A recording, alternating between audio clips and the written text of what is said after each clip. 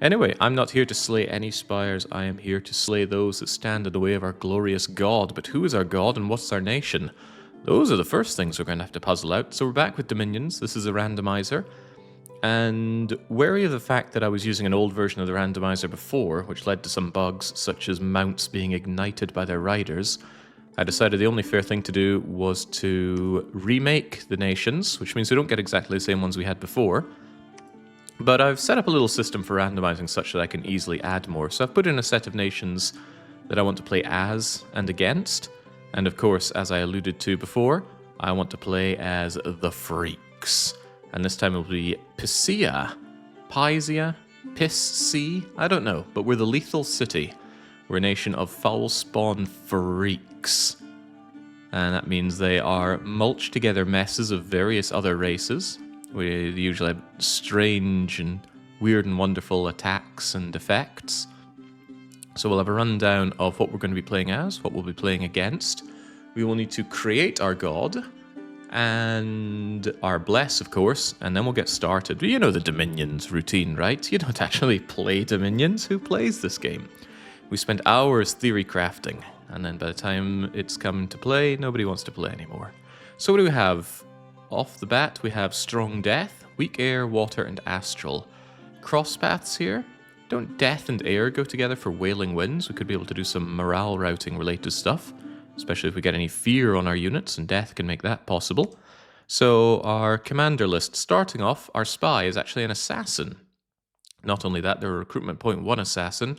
Sadly, they're not a very good assassin. Low protection, human-style hit points, not particularly good assassin weapons here, a broadsword and an admittedly armor-piercing tentacle.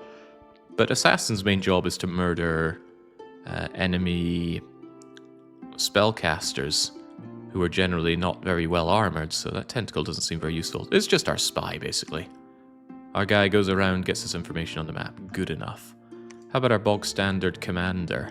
100 leadership and sacred, but not a priest. Interesting. That means we could have relatively low-cost potential thugs coming out of the gate, but I wouldn't want this guy for it. This guy seems pretty throwaway. Unremarkable. He's even 2 recruitment points. 2 recruitment points for sacred isn't a priest. I think we ignore this guy, if not for one little thing. He's got 2 hand slots and a shield slot. So the freaks are hiding extra limbs under there, and it doesn't come at the cost of another personal item. Interesting. I don't understand this game much, but I love watching it, says Ishmael. It's very entertaining, hearing the gears turning. Well, be careful, the gears might turn for you in due time as well. Right, that guy wasn't very impressive. How about you? We've got the elite commander here. Much more impressive. He's not sacred, so he does come with a hefty upkeep cost. He's got 2 heads, but only 1 arm? Oh, well, one's taken up by the buckler here. That's a little strange. And his stinging attack is armor piercing 15, and additionally piercing, so very much reduces enemy armor to do some weak poison damage. That protection is very nice. Those hit points are extremely nice. Good skills in this guy, but what I'd be looking for out of this individual is basically to be our commander. And for that, he's good. Excellent morale. He's got inspirational, so morale for the team. And leadership 1, so even more morale and a good amount of troops under your command. So elite commander, I'm happy with you. But what about your lordship? A little bit of a hit and a protection and much fewer hit points, but what are we looking at here? A unicorn riding freak lord here. They are unusually furtive soldiers trained in demolition and tracking, resistant to permafrost, and even more permafrost, gifted with the strength of winter and the strength of death. This guy already has very good attack and defense skill. He rides on a unicorn. The unicorn is a little easy to kill, although it's got good defense. Notably, the unicorn and the rider are both sacred, and the unicorn has recuperation. If it takes damage, it will get those afflictions lost. If the rider is killed, the mount will go back and get me a reduced cost for the next lord. And on top of that, you're a skilled rider, so the unicorn's stats are boosted. Pretty good combo here. Pretty good thug, I'd even say. Although there are some weaknesses here. There are always weaknesses. Full iron, scale mail, plus shield, lovely protection, defense skills, so you'd be hard to kill. But you're not very killy yourself. You don't slaughter others particularly well, because you do strangulation, and admittedly armor-piercing attack that does 0 bonus fatigue damage. Not sure I understand that part. And the lance is a one-use item, so once you're engaged in the enemy, you're not really doing much. The unicorn helps out though. It's got hooves and a magical withering horn. This is an absolute thug destroyer, by the way.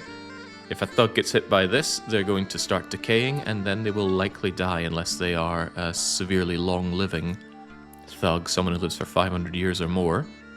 Interesting. These models are really something. Yeah, I don't know how they made these. Especially for the freaks, which are patchwork. So they must take a lot of sprites and then melt them together, and it seems to work. Siege bonus is nice. Stealthy is interesting. Death power is intimidating. It means if I go with growth scales, this guy is going to be quite a bit weaker. And if I go with death scales, he'll be a lot stronger. But then you have death scales, and death scales are bad in the long run. They're even bad in the relatively short run. You get a lot more hit points in winter, but you also get far fewer during summer. It's worth considering. Alright, nice unit. Might make use of you. Minor Chaplain. Here is our bog standard Preacher. As expected, low protection, low hit points. He's got a biting attack, because he's got the head of a god knows what. And a touch of leprosy. If this guy engages in combat with you, he's going to give you a disease, unless you're an inanimate. Interesting. Death scales are only good if you're literally just sweeping across the map, and even then they're still pretty bad. They are indeed, but they do boost up this unit. Or perhaps another way to look at it is that growth scales would weaken this otherwise particularly good unit. Even that death power on top of that strength would be a nice boost as well. Right, how about the Axe Master here? Now we got some weapons. The Hoof, the Battle Axe. However, you are not mounted, you are melded. Pisea nimble leaders, earnest instructions executed by their followers. You are also inspirational, and you're also berserker. That's an interesting combo there, because you have immense defense skill and good attack skill. If you go berserk, you'll have phenomenally good attack skill and reasonable defense. Strength goes up. These attacks are going to slay if this thing goes berserk. It's also sacred, so nice cheap upkeep. Your upkeep cost is halved if you're sacred, and halved if you're a slave. And I think it's quartered if you're a slave sacred. Those are rare, but possible. You've got reasonable protection out the gate. Your hit points are quite nice. Your gold cost up front's a bit, yeah. 1 recruitment point. Okay, much like you and the Lord, you're both 1 recruitment point. Interesting thug opportunity. What's also interesting is that you are multi-limbed here. 2 weapon slots, 2 shield slots. Although I'm pretty sure you could just have 4 weapons if you want. I think the only limitation is on shields. You can't have 4 shields. Might have to test that one. You are missing a slot for your feet, because if you have hooves, you don't get shoes. Maybe that's not a standard rule, but whatever. Didn't lose a misc slot. You're a very, very tempting thug. I love that berserker. You're never going to rout. If I could just give you a long weapon, you'd be a repel lord, and since you're size 5, you're 2 to a square, so this guy's really tempting. Could go for a lot of axe masters. What else do we have? We've got a stronger priest. I don't usually go for priest 2s, especially when they're recruitment point 2. Yeah, I could have 2 level 1 priests for the same cost, and I usually would. 72 cost, 28. Yeah, I'd much rather have the cheaper priest than the expensive one, because he doesn't have any better armor, or really anything to make it worthwhile. But sometimes you need higher level priests. Sometimes you've got a lot more banishment to do, a lot more holy spells to cast.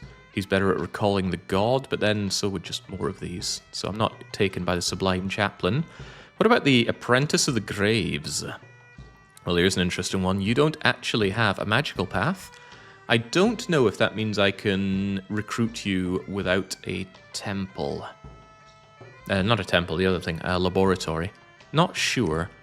But that makes you very, very cheap. You would be an excellent research mage if nothing else, because you're always going to have air, water, astral, or death, with a 10% chance of a boost in one of those, or a secondary one. So your research ability is always going to be 9, 1 in 10 it's going to be 11. At that kind of cost, you're amazing. I could honestly go Drain or Magic Scales with you, both would be good. Or rather, Drain would not be quite so bad with you, because you've already got decent research skill. The Grave Wave Caller. They're always wearing robes. My mages are going to die like flies if they get engaged. Anyway, you're a Death Mage 2 with a 50-50 chance of being a Death Mage 3 right out the gate. That is so good. On recruitment point 2, you would be extremely good in combat, because I could have you cast Invulnerability on yourself to make up for your lousy protection. I could, I suppose, put Soul Vortex if I desired, but I would just have you bringing in hordes of skeletons to mass out my units, and that is very, very tempting. You are indeed much, much more expensive than the Apprentice, both upfront and in ongoing cost. 44 versus 208, but the difference between Death 1... Oh, sorry.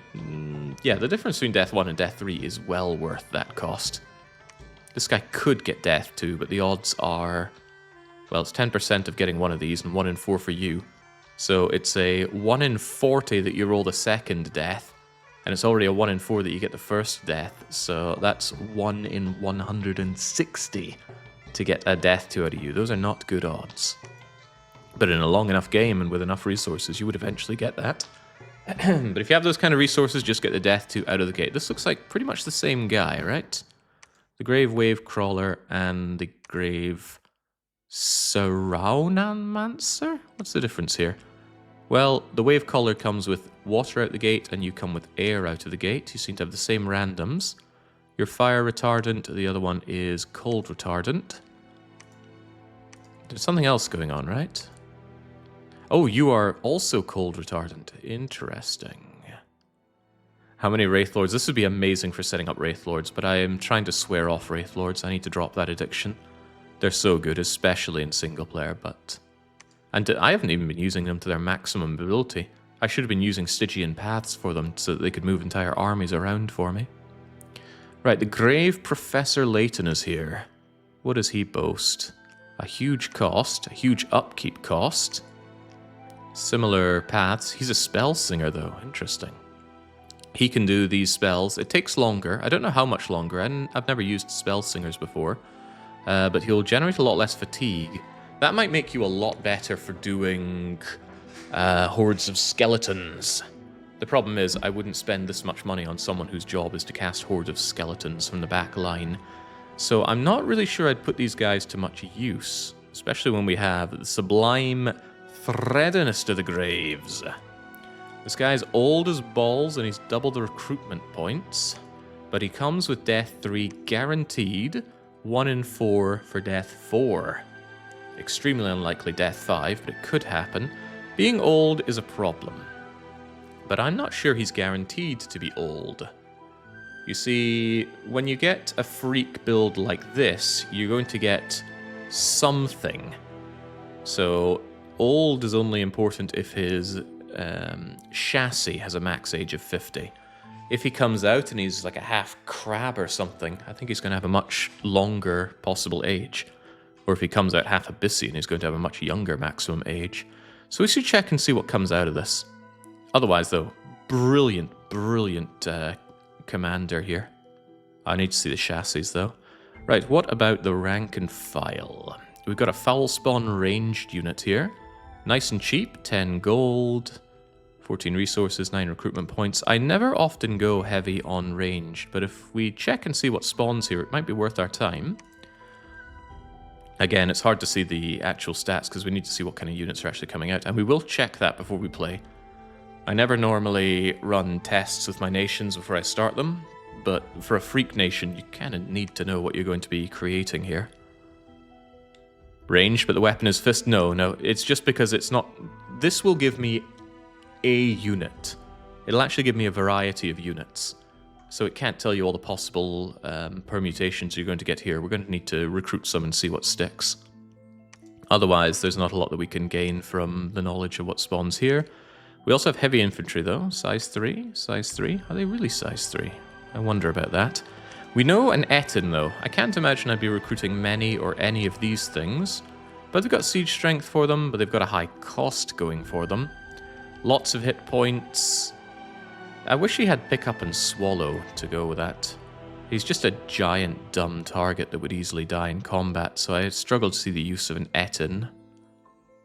Ambidextrous, but only uses one weapon? Seems like a poor role for a freak show. How about our Sacreds? Our Sacreds are cavalry. I don't know if that means that the mount itself is going to be a freak, or if it's going to be a freak on a different kind of mount. I think we can ascertain that some of them are going to be rank and file versions of the Lord and the Axemaster. And I'm telling you, if I had rank and file Axe Masters, that would be phenomenally good. Very hard to kill, good defense skill, going berserking. And if they're sacred as well, hold on, they're both sacred, that could be immense. Pretty delicious. Gift of Reason, the Etten. If I could Gift of Reason this guy and make him actually put that ambidextrous to work and give him some much better protection, this thing would be slaughtering. The problem with Gift of Reason is, if I recall well, it costs based on the size of the unit. This guy's huge. Gift of Reason I think would cost 45 gems?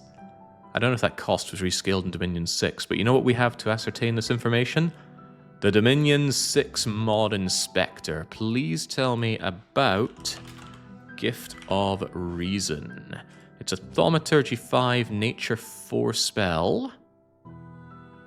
It says 20 gems required, but I can't help but feel this does depend on the size of the unit. Then again, maybe that's just the other thing, the one that stops you dying. Well, there's another thing I could do. For a guy that size, I could make it so that he's protected from death and then he comes back as a giant white. Interesting thinking, but without nature out of the bat here, I can't imagine I want to do that with my Ettins. He is a big boy, though. Are the Axe Masters flying? They are indeed flying units, so that means if I get them as rank and file, I could actually have them on hold and attack rear, and then suddenly you have this monster cleaving apart your mage core. And he is a monster. Combat speed 30 is phenomenal. Absolutely phenomenal. Rank and file. Combat speed 7 for the caller here. Combat speed 7 on you. Yeah, these things would race across the battlefield and destroy. That Axe Master looks scary. I like that. I like how much he comes out of the gate with scale mail, cap, shield, so he doesn't have an unprotected head or anything of that. Yeah, and at size 5, most of the hits are going to be on the body, which has the superior protection. This is a good unit, a very good unit. You with the extra unicorn, though, I like, because you actually get many more attacks per square. Well, the lance is a one-off attack, but still, that's 4 as opposed to 2. Also, you're stealthy. Don't know if I could put that to use. Oh, hang on. If these rank and file with siege bonus, that's amazing. Right, before we even start thinking about what we're going to do with this nation in terms of build, we need to see the units that are going to pop out of them. Should we do that first, or should we look at the other nations first? Now, let's keep our focus on Pisea here. So we're going to create a throwaway world. We don't care about anything. Blah, blah, blah, blah, blah. And let's just remove all these other pieces of nonsense. I want one other Babby mode AI who's on defensive, so he doesn't attack me. And I need to make sure that I'm playing as Pisea. Actually, it would be even funny if you're a water nation, so you don't come out and deal anything to me. And let's just give ourselves, the only thing that really matters is enough candles so we can actually make our sacreds. And how about some resources to do them as well? Nothing else really matters. Which means I could probably just imprison you and not care about anything, right? Yes. There we go. That works out for me. You've got points. Yeah, I don't care. Raw Dune. Blah. Renaming is allowed. We don't care about anything else. Let's go. Addicted to Wraith Lord is like being addicted to breathing. For this nation, they're naturals. That would make it a sin not to take advantage of them. Yes. My problem is the whole nation would just descend into Wraith Lord the Nation. I want to let these freaks shine. Although I play to win, I play to have fun more than I play to win. Alright, Skanderberg and Thrilla Gorilla are here for our little test setup. Now, what do they have? Hard for me to tell exactly what kind of units these are, so I think the best way to start out is give myself a couple of you so you can take command of the units we're making. Let's see what kind of ranged units we end up with. Let's not accidentally hit reset recruitment either. Tell you what, let's just start with this. We've got time on our side, and the turns pass by very quickly. So Thriller Gorilla, you just hold on to all of these things. Let's not pay any attention to them. In fact, let's get you out of here. Go and suicide yourself over in Bangaloth, please. Suicide? Nah, go over to Northville. Now, I want to see what we're getting. Let's have a look at the ranged units. Let's make a whole bunch of them and see what pops out. Let's actually see if these guys are able to perform as well. What do we even get here? Crossbowmen. Flying light lancers with a bonus for the charge strike. That's interesting. Not completely incompetent. Although my guys didn't even fire their crossbows, did they? Interesting. Okay, everything is interesting, but that's playing as freaks for you. Right, pass another turn as we're busy recruiting these things. Make as many as we can. And actually, having a bit more money to play around with is also good. So, thrill a gorilla, if you'd be so kind. Take the bulwark as well, so we have extra money to make more units. Right, so we made a bunch of archers. What are our archers? We are going to divide them up. Now, this is one of the awkward things about making freaks. You get a lot of different types of units, so cohesion is difficult. When you double-click on a unit, you take all of that type, and as it happens, we have, in the course of making about 20 units, 5, 6, 7, 11, 12, 13, 14, 18, 22, 3, 4, 5. So 25 units gave me 1, 2, 3, 4, 5, 6, 7, 8 different types. These are all ranged units, apparently. But what are we actually getting out of them, and do they have uniform costs and such? The cost is not uniform, but it seems to be hovering between 6 and 10 per unit. So it seems. Right, Sleep Touch and Arbalist. Arbalist is an incredible weapon to get on your cheap, crappy ranged units. It's powerful, it's armor piercing, has great range, and it's piercing type, so that 15 is a lot of damage. That could actually be a big problem if it hits my own units. You also got good precision. Not only that, you've got good protection yourself. These arbalists, these heavy crossbowmen, are excellent on the back line, but there's no guarantee that we get them. There's no guarantee we get any of them. What about you? You're another arbalist user, and your protection is all natural protection because you're half Kappa or something? What the hell is that? He's like Resident Evil 4 Ganados, but his head's popped and he's got the tentacles coming out. A lot of armor-piercing tentacles. Funnily enough, that would make you alright in a melee, but your skills are crappy, and your precision is really bad for an arbalister. Not an arbalist here, but a crossbow on the Pisea heavy crossbow guy. Acceptable precision on you. Skills, good protection on these guys. That seems to be a common theme for our freaks. They're coming out of the gate with good protection. Yeah, I like that. I like that a lot. Pretty good for the low resource cost. Composite bow, good on the range. Hatchet, you're all round a good unit for the front line. You can shoot enemies until they come close and then hack them with hatchets. Problem again being the low skills. That's a common theme across these guys. Another composite bow, this time with a tentacle. Another crossbow coming out. Composite bow, poison spit. Now you're the wild card here.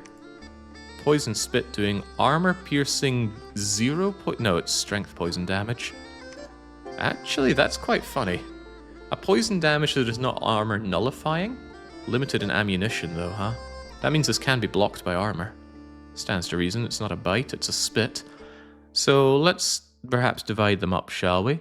Bow users and crossbow users seems to be a logical way to divide them up. Arbalist will count for crossbow here.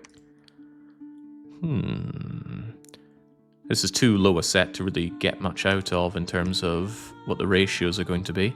I don't know what I do with these guys. I don't get poison resistance out the bat. Although some people have different effects. See, some are able to operate underwater. Some of them have gluttony. That's not very nice. Could do without that. Not sure I want many of these Pisean champions, but there's nothing saying actually I have to have them use their poison spit. I could just use them as frontliners, and they will get the swift death that they no doubt desire.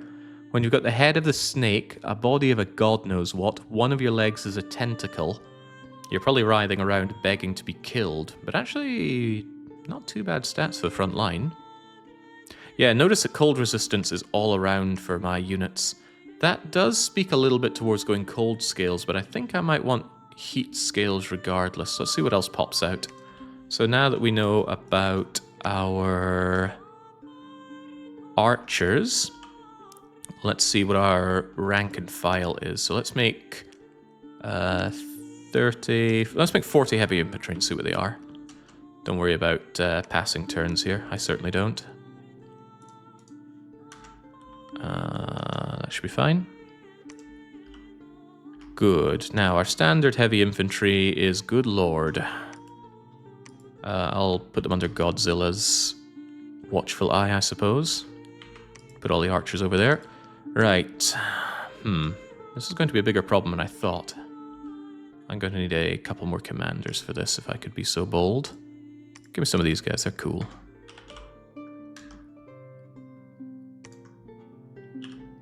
Yeah, we got a lot of different types of units, huh?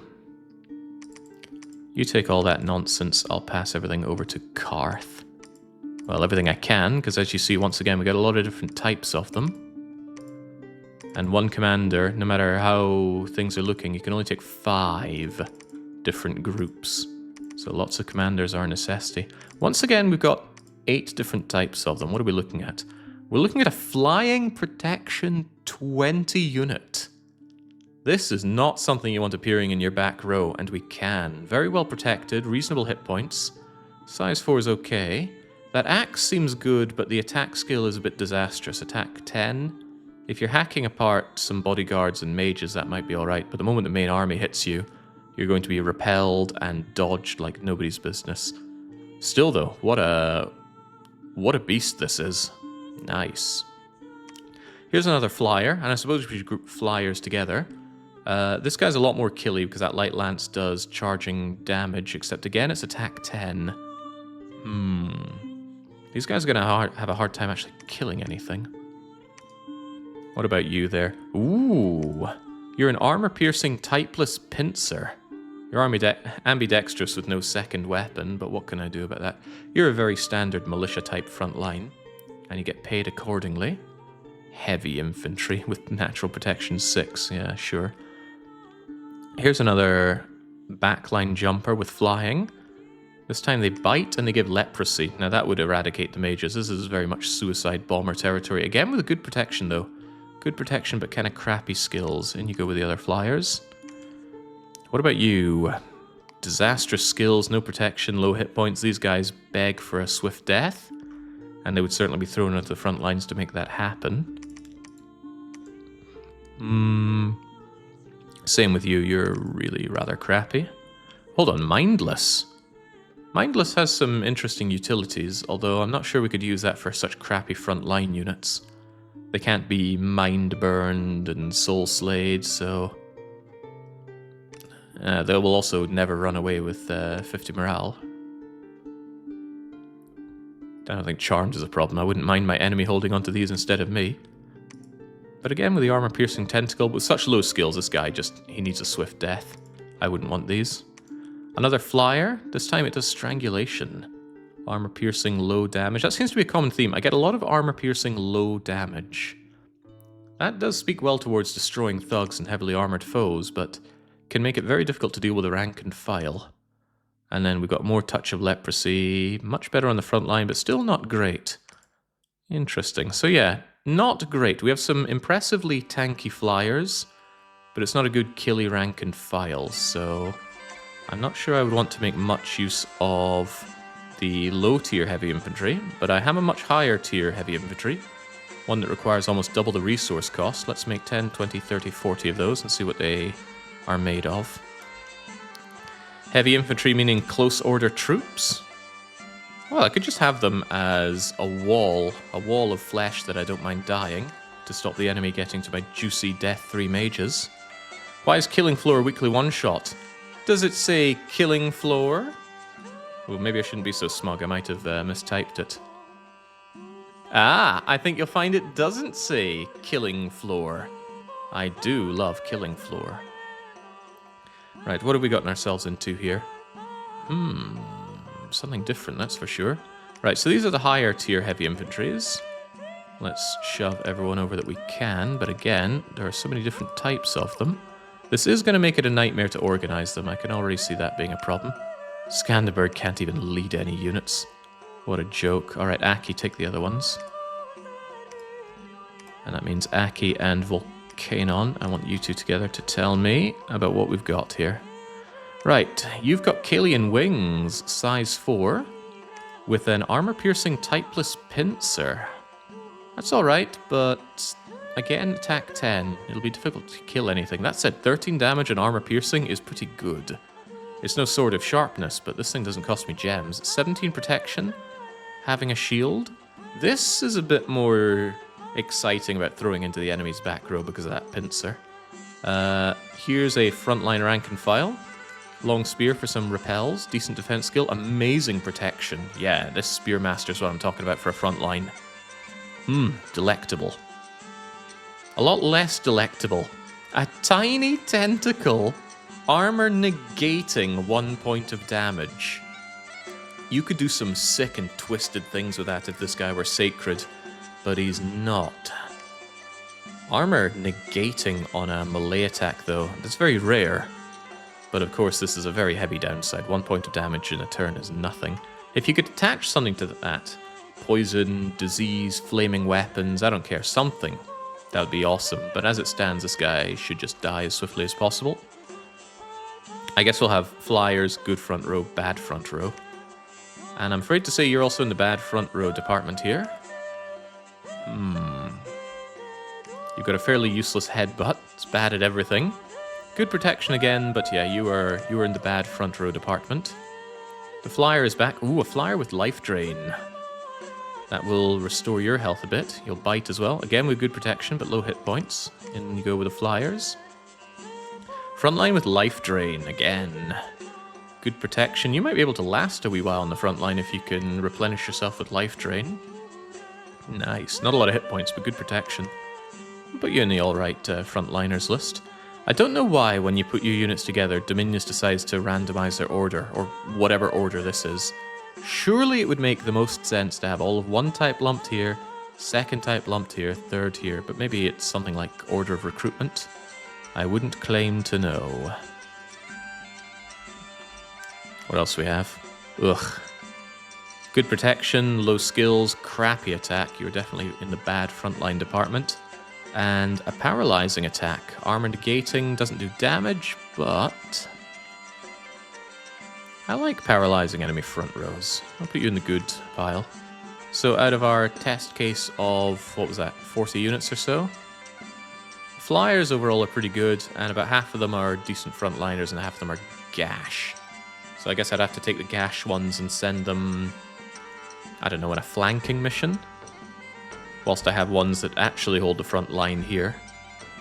Flanking mission is like suicide mission with me in charge. But I'm sure they expect nothing less. Alright, what else do we have coming out of here?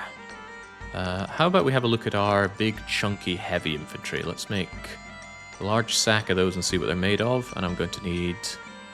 tell you what, actually... I'll look at those guys later. All the commanders are sure things except for the Sublime Theo Threadinist. Give me a couple of lords, though.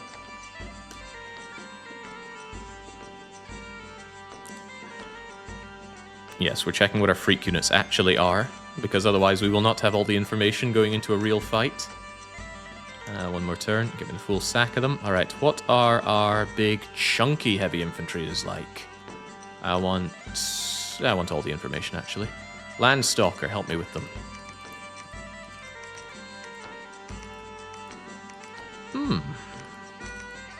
Seems that 8 is the magic number. We've got 7 different types of them here, but I am led to believe we would get an 8th type if we gave it some time. I'm willing to invest in finding that out. Glorious Landstalker, I don't understand, but maybe someday I will.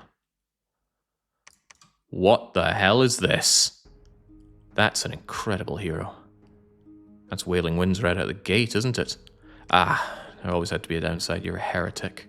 That's not too bad, though. Fortune Teller is pretty good. Resource bonus is nice. Forge bonus? What a monster this thing is. I really hope I get you in the real run. Ah, right, there's the other downside. You are enormously old. You will die quickly. But there are ways to stop people from dying. I'll have to consider that as we make our nation. Right, who did we give it to? Landstalker and Godzilla, right? No, not Godzilla. Rita? Yeah, Rita Phillips. Whoa, you're using a Bardish. Cool, very cool.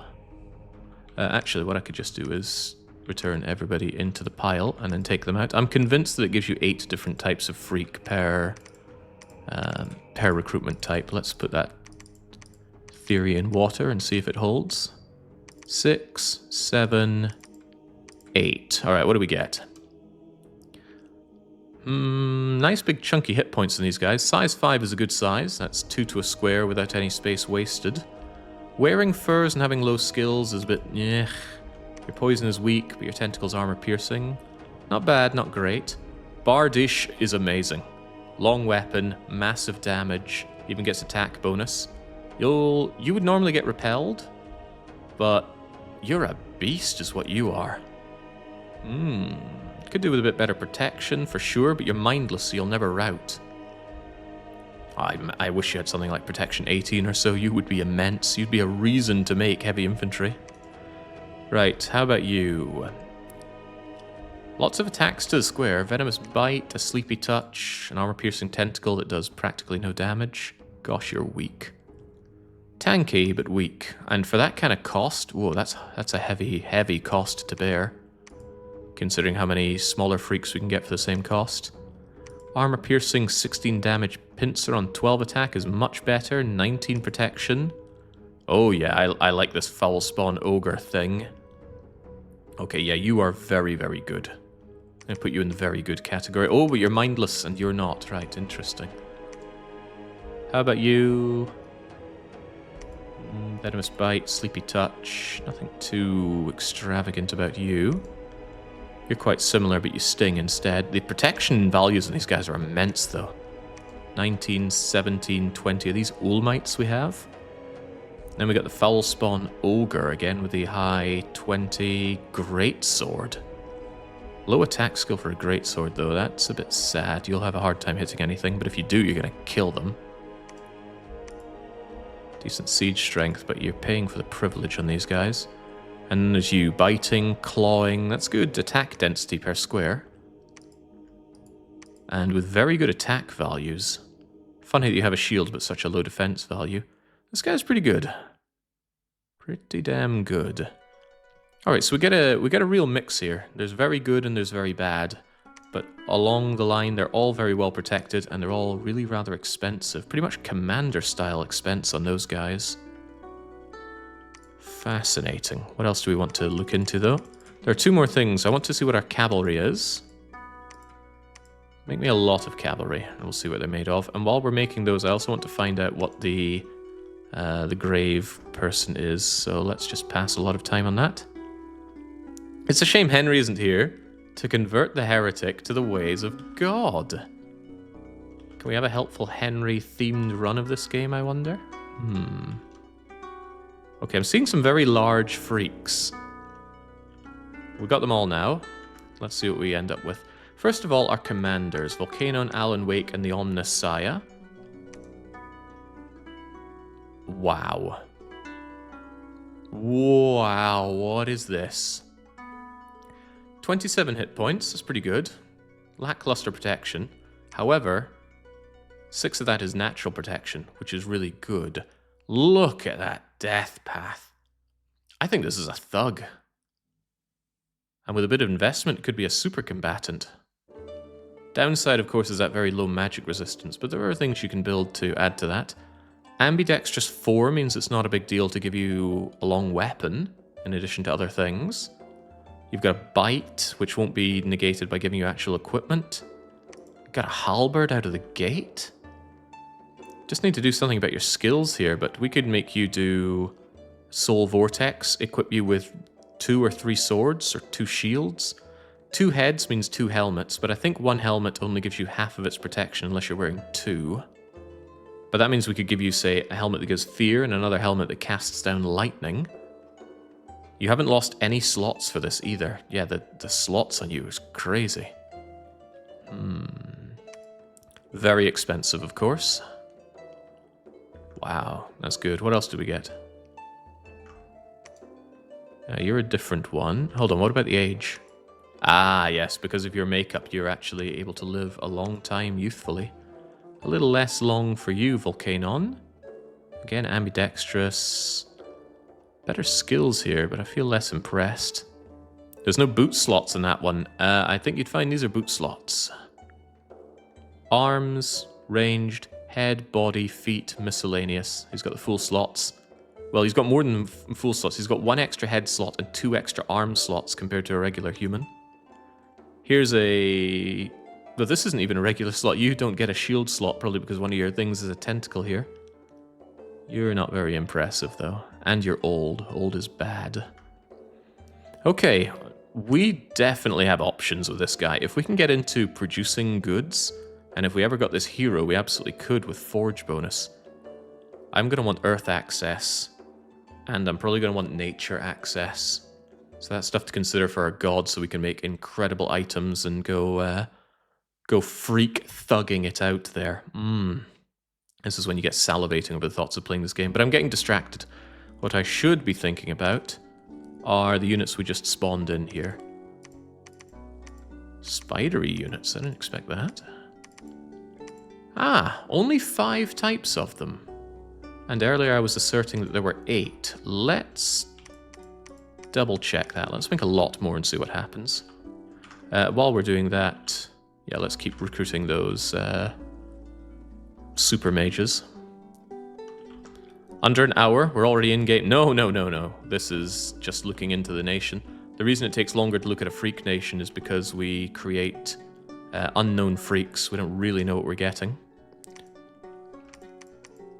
Alright, any other weirdos popping out here? You've got the head of a snake. You still get a head slot, though.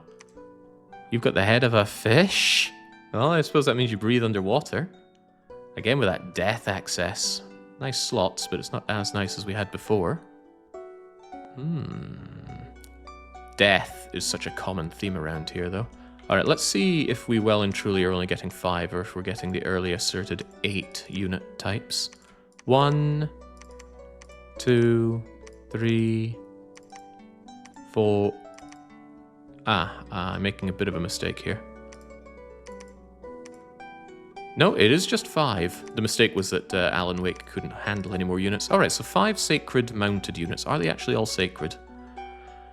Sacred, Death Power, Skilled Rider, Defense Skill 15 on rank and... Well, it's not quite rank and file, but these are our elite unicorn riding sacreds here. Death Power does concern me a little bit. Oh, but that doesn't.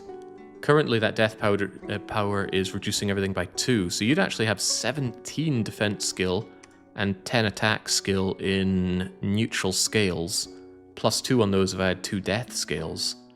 Good protection, lackluster hit points, but you're riding a freaking unicorn. Magical attack out the gate, the hoof, there's a lot of promise on you. Again, ludicrous combat speed. Are you the same? You use an exceptional trident. This is also riding a unicorn, but with a poisoned light lance, doing 20 debilitating, armor negating, fatigue damage. This won't poison a foe for health damage, but it will fatigue them. Interesting. Dark power. You, I want to send underground. The mount doesn't have dark power, but you do. So suddenly we're looking at defense skill 18, attack skill 12, strength 13. Riding around underground at that speed, you're going to murder things. The unicorn is the chink in the armor. As cool as they are, protection 4, these things will take injuries and die rather easily, but they also have recuperation. That means if they get limp or battle fright, they will recover that over time. Even if they get dementia, that will slowly heal. Right, the Obscura Ravager. Again with a Death Power, Skilled Rider. You're my siege bonus though. Oh my lord, these things are going to tear down walls like they're not even there. That I like. I really like having the mount be separate in a way, especially when it's sacred in its own. It'll take the Bless as well, and that means this thing is doing 4 attacks per square. Although the Lance is a one-time attack, it's a good one-time attack. And then there are the Ravenous Snowpiercers. This is the Axemen rank and file variant. Plus 3 on Berserker. So we're looking at an attack skill 15 on you. So these attacks are going to land.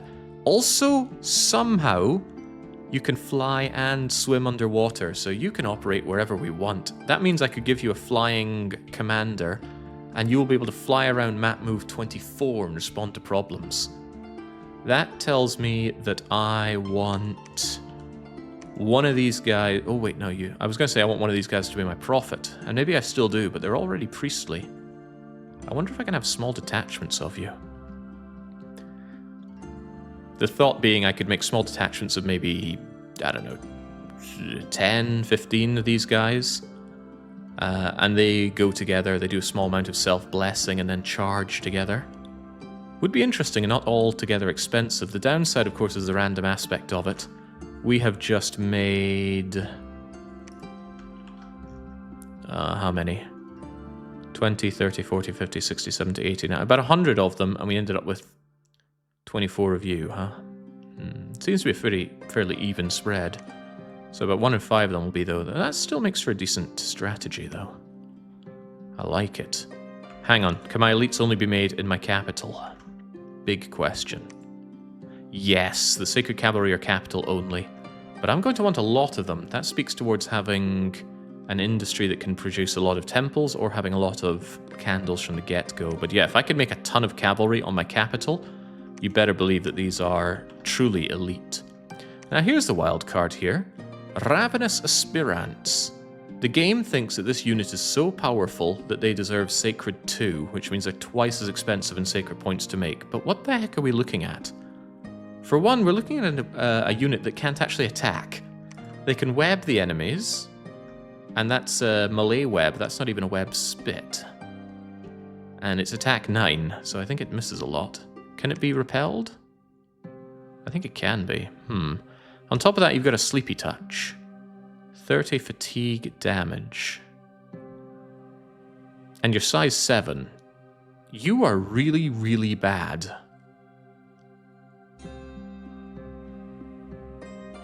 Any Dominions nerds want to look at this and try and tell me what the merit of this unit is? Because I'm seeing complete garbage. Defense skill is pretty bad for a kind of mounted unit. They're old.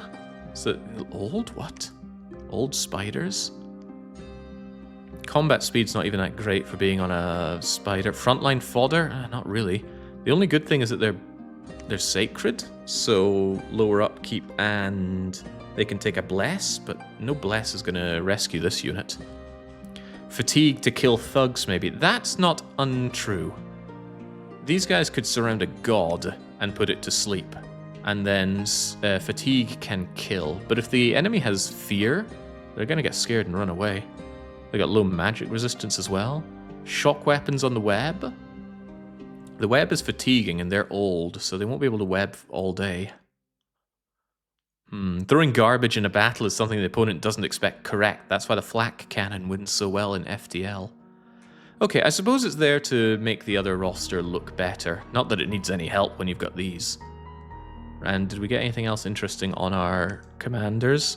That's my hero. Don't pay attention to the hero. No, not currently. Okay, so what have we ascertained from this? I've already forgotten. I like my ranged units. I like my second tier of heavy infantry. It's definitely worth the extra resource cost. The foul spawn ogre infantry are very expensive, but quite strong, and they hold the front line very well. I don't think they're worth the enormous cost over the heavy infantry. And my sacred cavalry are about 70% amazing. And the remaining 30% is complete liquid garbage. As for my mage corps, or my commander corps in general, this guy is phenomenally good, but he's expensive for the privilege. Otherwise, we've got a very, very good research mage in the apprentice. And the death access means skeletons for days, but I'm probably going to be focusing on my axe master and my lord. Notably, that lord cannot bless. Sacred, but cannot bless. Is there anybody so good that I would want to make them sacred? The Sublime Theodernus could be told to wear the astral shirt of blood. It's not good for protection. It's very bad for protection, in fact. But these guys have natural protection. Some of them pretty good natural protection. 6 on you, 5 on you, 7 on you. 7 on you. Not that that matters, because they can all cast Invulnerability on themselves for 15 protection against non-magical attacks. I could also have them do the thing that lets them reborn if they die. Point is, I see a lot of promise in this guy. If I have the economy to thug him up, he's going to be very powerful. This commander is a waste of time. I want these two commanders. That's my spy. I don't know why I would want the collar. Why would I want a very useless guy that's only sacred and not even a priest? No, give me the actual priest. You're more expensive as well. Why would I want this guy? Yeah, the minor chaplain, the apprentice, whatever paths I need off of these guys, including the potential for spell singing. There's a lot of good things here, but of course we're going to need to build up the economy that can handle that. Alright, very good. Let's keep this in mind when we try and build our nation. Now, that's not all there is to it, of course. Who are we fighting against? Now, you might have remember that I went through some of the nations that we created before. The trouble was that was on an old version of the randomizer, and I couldn't actually get the exact nations back on this new one. But that's okay, because Dominion 6 players will understand why we did that, and those that aren't into Dominions, they'll be a little bit too dumb to even realize we've got different nations here. So don't worry about that. Let's once again look at our options here. We're of course going to be playing as the freaks. They're cool, but we will fight against elephants and monkeys. I do love primates. I love playing as them. Playing against them will surely be a good bit of fun. I see a few good things in a sea of P. Ugh. Don't even try, hentai dad. Right, monkey magic here. Axe champions, Castilians, so they've got pretty good leadership. That's phenomenal leadership, actually, for a fairly bog-standard commander. Explains why he's recruitment point 2. They've got direwolf-mounted mace-wielding monkeys, complete with shield and armor. Pretty cool. And the wolves, of course, will bite you a new sack. But they also have elephants leading the charge. Their tremendous sacred is the Stormpire Blossom, a very scary flying unit here.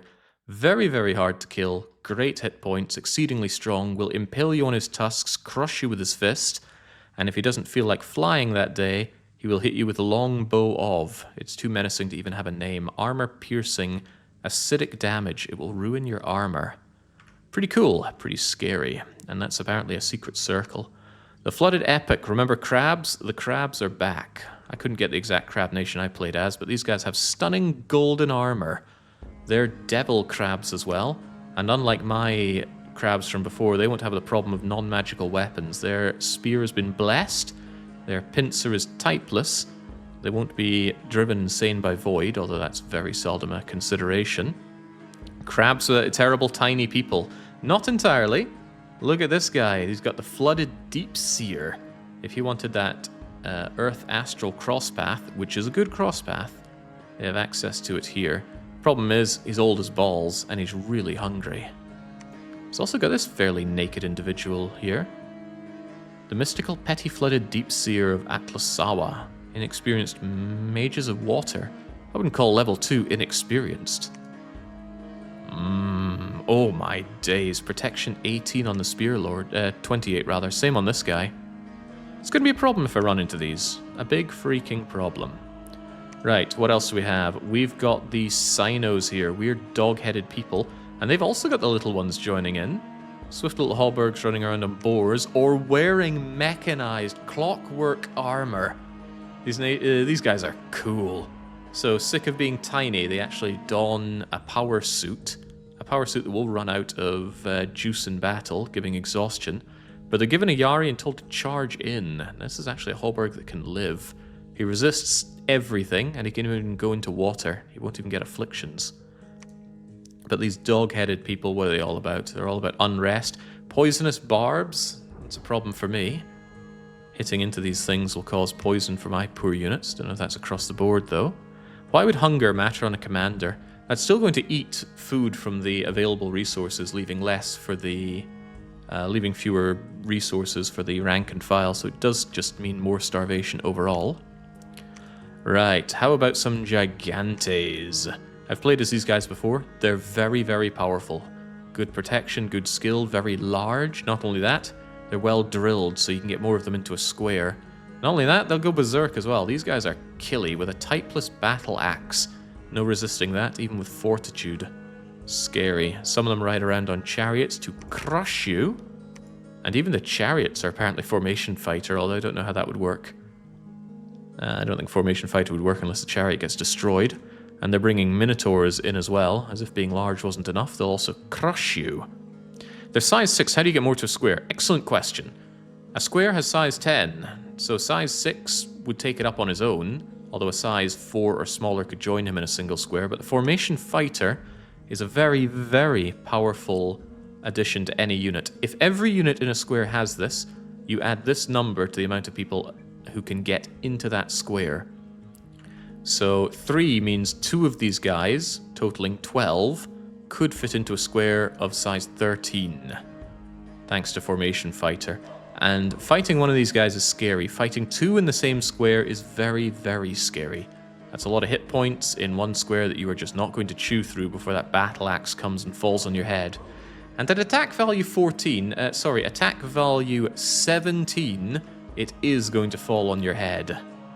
Not only that, he's tall, it gets extra length, he can repel you as well. This guy's terrifying. So surely we won't have to run into him. Won't be a problem. What else do we have? Ah, the old men. The old men and lizard combo is back. Where's the old man? Here he is. The Triarius. Old as balls, but he too knows formation fighter. So instead of 3 of these to a square, you get 4. Not quite the terrifying sight that the giant was, but at least this guy isn't too expensive, right? 20, 15, 12 upkeep cost. But he's only hitting you with a short sword. That's definitely going to be repelled by a giant axe, that huge guy. But don't worry, their morale can be boosted by having a standard around. And they've got these sacred depraved broadswords. Against sacreds, it will do armor negating paralysis. That is actually a pretty good counter to those giants. That is cool. Armor negating paralysis. Magic resistance negates. What's the magic resistance on these guys? Pretty damn good, actually. But maybe with some penetration. Are you fighting the demon things that obliterated your crabs? No, I don't think I'll be having cavern wights back in the builds again. Not only that, I even tried to generate them and I couldn't find cavern wights the same way that we had before. Etlings. Never often see Ettins as rank and file soldiers, but here they are. They come at you with a maul. They got 2 heads. And the heads are a little squishy. They don't wear headgear here. Regardless, though, they're going to maul you to death if they get in close. That's fairly good defense skill out of them. Very good magic resistance, no less. And finally, the Abyssians are back. Still got the Abyssians mounted on the Scorpions. Although thanks to the fixes in the Nation Gen, the Scorpions won't spontaneously combust. There was a bug in the old version where mounts wouldn't inherit resistances if their rider has an aura. So previously all the smouldering hot Abyssians would set the Scorpions on fire. But now the Scorpions around and are actually a problem. They resist poison and fire. They come at you with armor-piercing, typeless pincer attacks and a Scorpion tail with death poison. Not only that, it's reasonable attack skill. Thank God it's only 1 to a square, but they still got good protection, decent defense skill, and that's not even their sacreds. Their sacreds ride around on the Glosso. The Glosso, a horrible dark boar with glowing eyes. It'll try to trample you if you're size 3 or smaller. It has its own heat aura. It is sacred and stealthy. And then these guys also sacred, brandishing the holy short sword to destroy sacreds, and the heavy bronze lance to do impeccable starting damage. Scary stuff, on top of just having regular... Now this is something I haven't seen much of, Dominion power. I don't actually know how this works. What is considered high friendly Dominion? Still, something to keep my eyes on. They also have a siege bonus, and these guys will tear down walls. So we got a lot of things to deal with, although we don't know which of those guys we'll actually fight against. The AIs are also fighting against each other, so we might find that some of them end up killing each other before we get to them. Alright, shall we start? Of course not. We've got to do the most important Dominions thing, and that is create our nation and our god. So, knowing what we know about our nation, let us create something. I think immediately I want dormant, because I'm going to really need some scales on this nation. I need at least 5 candles, or else I'm never going to recruit a reasonable number of sacreds. We can go cold and we can go hot. We can go cold because we have a lot of cold resistance.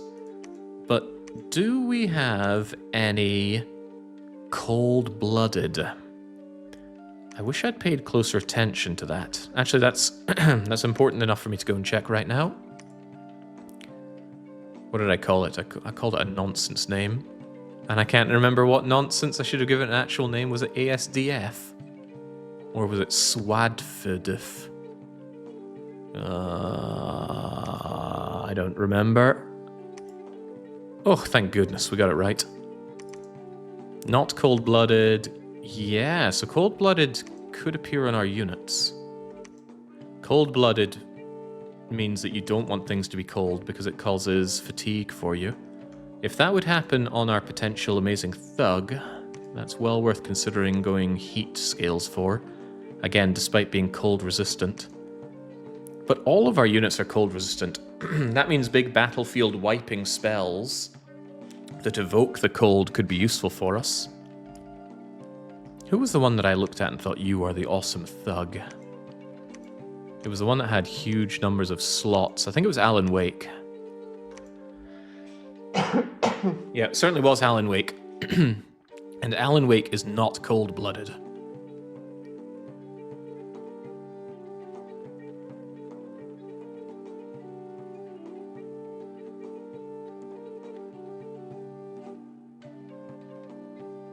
There we go. Pardon the pause there. I needed to cough and take a drink, and I'm sure you didn't want to hear that. Looking around the rank and file, though, I'm not seeing cold-blooded. I'm just seeing a lot of cold resistance, and that does speak towards taking cold scales. What about the foot troops? Not cold-blooded, not cold-blooded, not cold-blooded, warm-blooded, warm-blooded. What about the little freaks? I'm not seeing any cold blood around here. And even if these guys were cold-blooded, it probably wouldn't be important enough to go chilly for. Alright, the only cold-blooded unit I'm seeing is this foul spawn ogre, and I'm pretty sure he was one of the not-so-good ones. Well, actually, protection 20, good attack skill.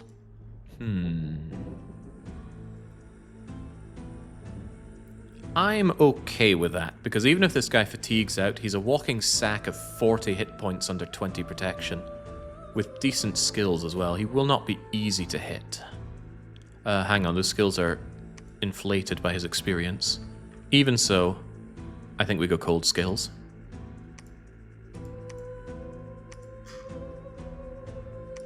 Alright, Pisea, we want cold. What about a god? A god chassis, that is. What do I want access to? I would love access to nature. I would love access to earth. I'm on the fence about fire access. I think it would be really nice to add flaming weapons to my attacks. Because those sacreds that I have around, especially the ones on unicorns, I would love them to kill considerably better. Let's look at options first for blesses. Yeah, because my units, especially my sacred mounted units, they're just not very killy, and I would like to add an extra bonus. Flaming weapons, for example. That would add an 8 armor-piercing damage to every attack that they do. Unless they're ice weapons or natural ranged attacks. As a freak nation, don't we need to run the Freak Lord? We certainly could run the Freak Lord. He's got low starting Dominion strength. I just don't really think I want him. He's not very interesting, though. I don't even get a discount on the guy, and you'd think I would. Although, when you take one of the low Dominion units, you can add new magic paths very, very cheaply to them. Better crossbreeding results. That doesn't apply to our unit creation, I'm pretty sure, right? Yeah, I think this is for rituals. Yeah, this helps with Infernal Breeding Ritual.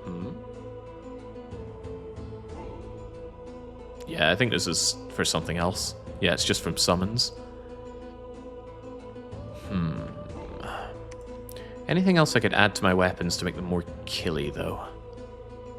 There's Thunder Weapon, of course, but I already have air access. I wouldn't want it on my god. I want access that I don't already have access to.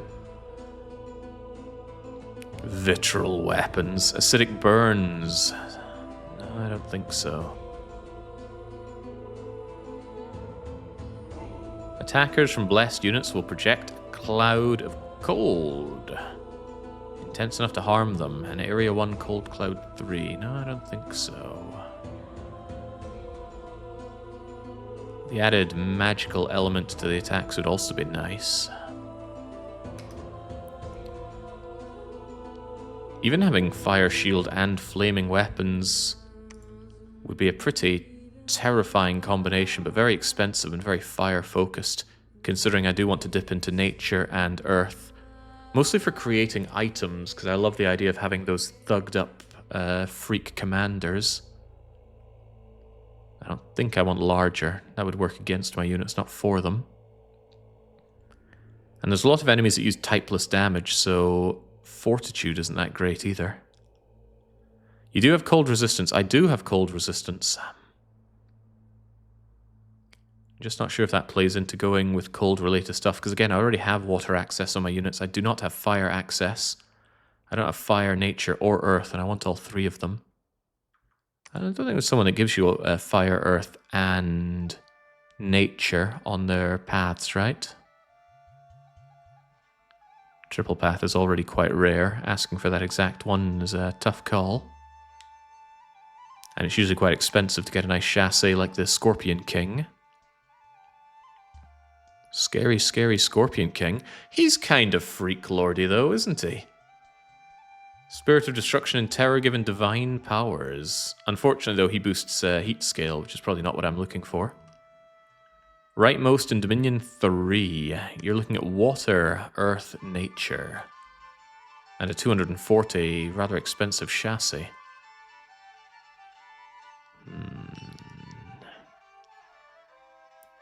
Tough call. Tough call. I would want two of them if at all possible though.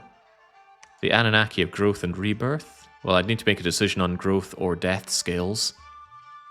Only one of my units had death power, right? Maybe I should just go true neutral on growth. Or just accept that they're going to be weaker in non... Actually, have them weaker in growth isn't too bad if they just spend their time attacking the enemies. I don't recall having a smith in your lineup. Maybe not a good idea to go for thugging. We have a hero that's a smith. And if I get earth access, that might be pretty cool. I have astral access, right? Yeah, but it's not particularly strong. It would be nice to do astral sight searching. That said, is that really so impossible? This guy's got a 50-50 being astral 2. It's not unthinkable to boost this guy to astral 4. And then he can go and sight search for me. It's very powerful sight searching. And he's not old as balls either. Yeah, so if I consider this guy for getting my magical sight searching done, that could work out. Yeah, is it Titan a clock? What about this guy? He's got fire and earth. Anybody know what the starting sight that the Sacred Mountain gives? Well, why no, when we can simply find out. Dominion 6 Modern Spectre tool to the rescue. I wish to know about the site, and the site is called... It doesn't tell me. But the god is called... What? How did you say that? I-L-A-H? Unit. I-L-A-H. And he's the Isla of the Sacred Mountain. And he starts with the Sacred Mountain. Oh, he gives me an extra Earth Gem every turn. Well, that's quite generous of them. That's a nice little bonus to get. Although he's not cheap, is he? He's 240. And new paths on him are not cheap either. I would love to grab some extra nature though, but let's play around and see what this guy could reasonably do. The starting candles is rather nice as well.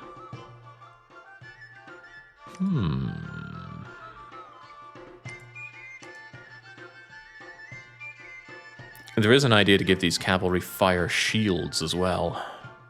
Gosh, that'd be tremendous. Just imagining them with flaming weapons and fire shield. That uses practically all of our bless points, but these guys... Whoa. Now, correct me if I'm incorrect. Cold scales will not deplete fire shield or flaming weapons. It will only dissipate heat aura, which we don't have. And you'll be incarnate within 8 to 16 or so turns, right? So it's not like we're waiting a long time on that. Yeah, I quite like it. Maybe I could sling on a bit of poison resistance as well, since we might be fighting against poison. Fires extinguish faster in cold weather, I'm not sure. I think that's only in rain and snow. I think, though, I'm not entirely sure about that one. I can't believe this is 1 point shy. I could take a little bit of death. Would make those guys stronger and would give me points to spend on something else, but death is pretty bad. I wouldn't be afraid of taking 1 drain scale, because my research is already going to be very good thanks to this guy, or it should be very good thanks to that guy. What would I even spend that 1 on, though?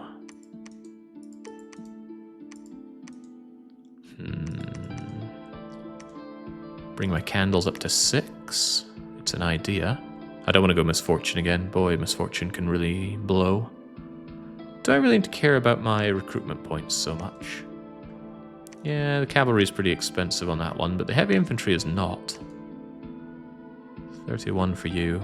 I don't really want to lower these. Is there anything I'd rather have than this?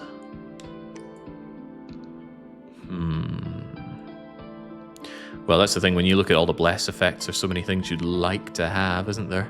We can't have them all. It's that poison resistance I'm questioning. That poison resistance takes up 2 bless points. But what could I get instead of that?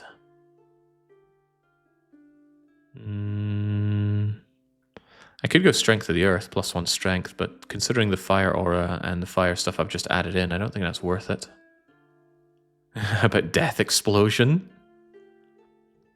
Righteous Wrath. If another sacred unit is killed in the vicinity, they will get increased strength, attack, and skill.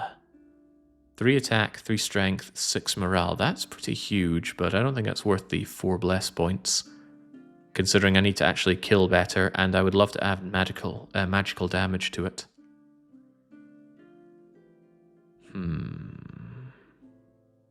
Is Death Explosion fire damage? Yes, it is. So it's very easy to resist, but it's devastating if it's not resisted. I think this is quite good, honestly. Just trying to think of any ways to improve it.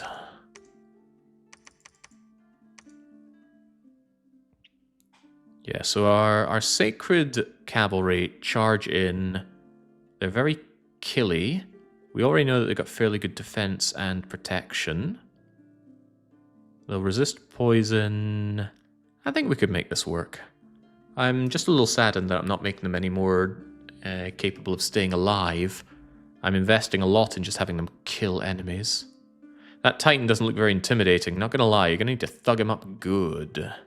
But he comes with a pet little snake thing. You are right though, he's not very intimidating. What could be done about that? He's wearing robes, that's part of the problem. Yeah, with these paths, I don't really know what I'd do with the guy. I mostly have him around to do forging, though. I know that's a sad, sorry fate for any god, but having him back home just cranking out summons and armor, at least until he has underlings to do that for him, then he can focus on big summons. Actually, that's pretty good for summoning. That's elemental royalty right there already. And this is some good nature stuff. So yeah, he's going to be more of the thinker. The units are going to be more of the doers. When it comes to combat, we definitely have skeletons on our side, but we also have Wailing Winds, and I'm really hoping that I could get some frosty stuff going. How do we do magic again? Magic. S for spells.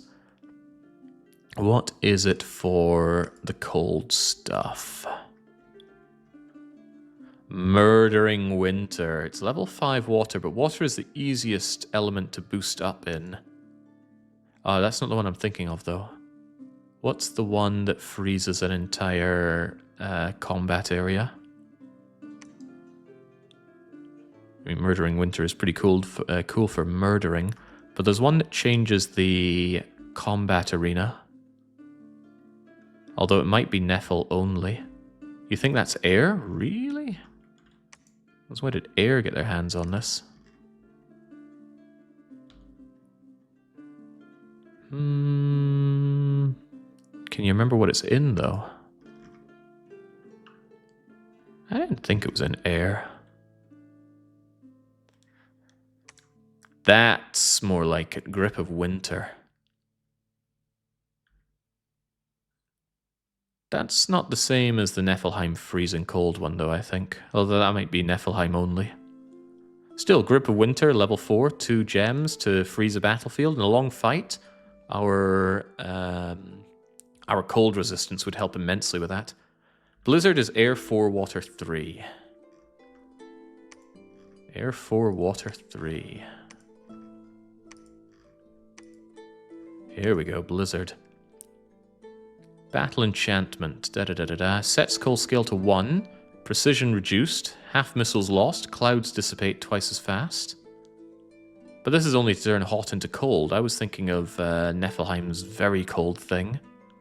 Yeah, that's definitely not what I was thinking of, but maybe we don't have access to it. Still, Murdering Winter can have its uses, and the one that changes the battlefield, pretty cool as well. What was that under? I've already forgotten. Grip of Winter is enchantment 6. I don't often do enchantment, but because I have nature, that changes. I love Gift of Health so much, and it loves me. And there's more to love here, isn't there? Foul Vapors wouldn't be an option for me. Poison Resistance isn't usually enough to go Foul Vapors. You need to be Cetus levels of Poison Resistance for that, in my opinion. Love Mass Regeneration. Might have to get some nature summons for this one. I'm seeing a lot of good things. Basically, I like what we've built here. Who in chat feels like this is their avatar? When men encountered the Sacred Mountain, they were led to a serpent at its summit. Here they were approached by Ila, and they began to worship him as a god. Pantocrator was furious and imprisoned you for eternity. And now you will rule the world from the mountain. Who feels mountainous, old, wise, and in tune with snakes? Because you're going to be our new god, or at least the pretender for godhood. Nothing else I want to change here. This is fine. How many old Arab men with a pet snake could there possibly be in chat? I don't know. Modesty. Ah, yes. Modesty will be our new god. And I'm going to drop that X out of your name, actually. You're too modest for that. All hail modesty. All right, very good. Now we're ready to go. I think we're ready to go. Yeah, let's say that we are. Right, I already made a map. I have to make the map in advance because if I don't, we end up with problems of naming and poor start positions. But this is where we're going to be slugging it out. People sometimes say, oh, I can't wrap my head around wraparound. So we have wraparound off this time. The edge is just the void. You cannot go into it. 127 provinces for us to share. A modest amount of water, but there are no water nations here. So let's play with you. Enter our game name. Freaks. Right, Middle Ages. Now, what are we going to do about the difficulty? I've been having growing problems playing against super high level difficulty because they scale up in a way that's just horrible. They end up with a lot of extra land, they get a percentage bonus on all of that, and they can crank out endless numbers. It makes it kind of a slog in the mid-game. What I wanted was a way to boost them in the early game, so they can get off their feet a lot better, while still providing a mid to late challenge without having loads of units to just throw at me. And the compromise I have, which I have not tested, but we'll do it this way, I'm going to set them to difficult AI, so they still get a bonus, especially to creating their god, and I will give them a 3-turn head start. That is what I'm willing to give them. Also, I won't give them random type on AI. I'm going to make them standard, because if it's random, they might roll defensive, and defensive AIs kind of cripple themselves. Right, we're playing as Pisea, and we have 1, 2, 3, 4, 5, 6, 7 enemies to fight. 1, 2, 3, 4, 5, 6, 7. Pisea. Lalbal. Atlawotsits. Vitsiner. Zanbria. Pythina.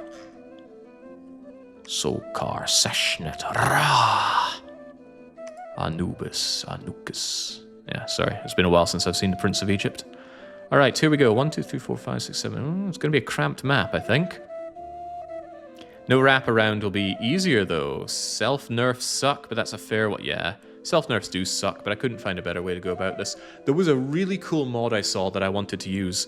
It gave the AIs twice the starting army.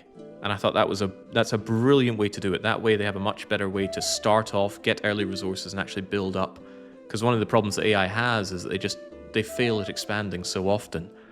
But the mod only worked on vanilla nations, and I couldn't think of a way to make it work for this, so too bad. Alright, we have everything we need. Do we have all the information? Control L, load a pretender design. Yes. Why is Sanford here? I think that's pulling raw data. Anyway, it's modesty. Looking good, sunshine. Can we not squeeze anything out of those 18 points?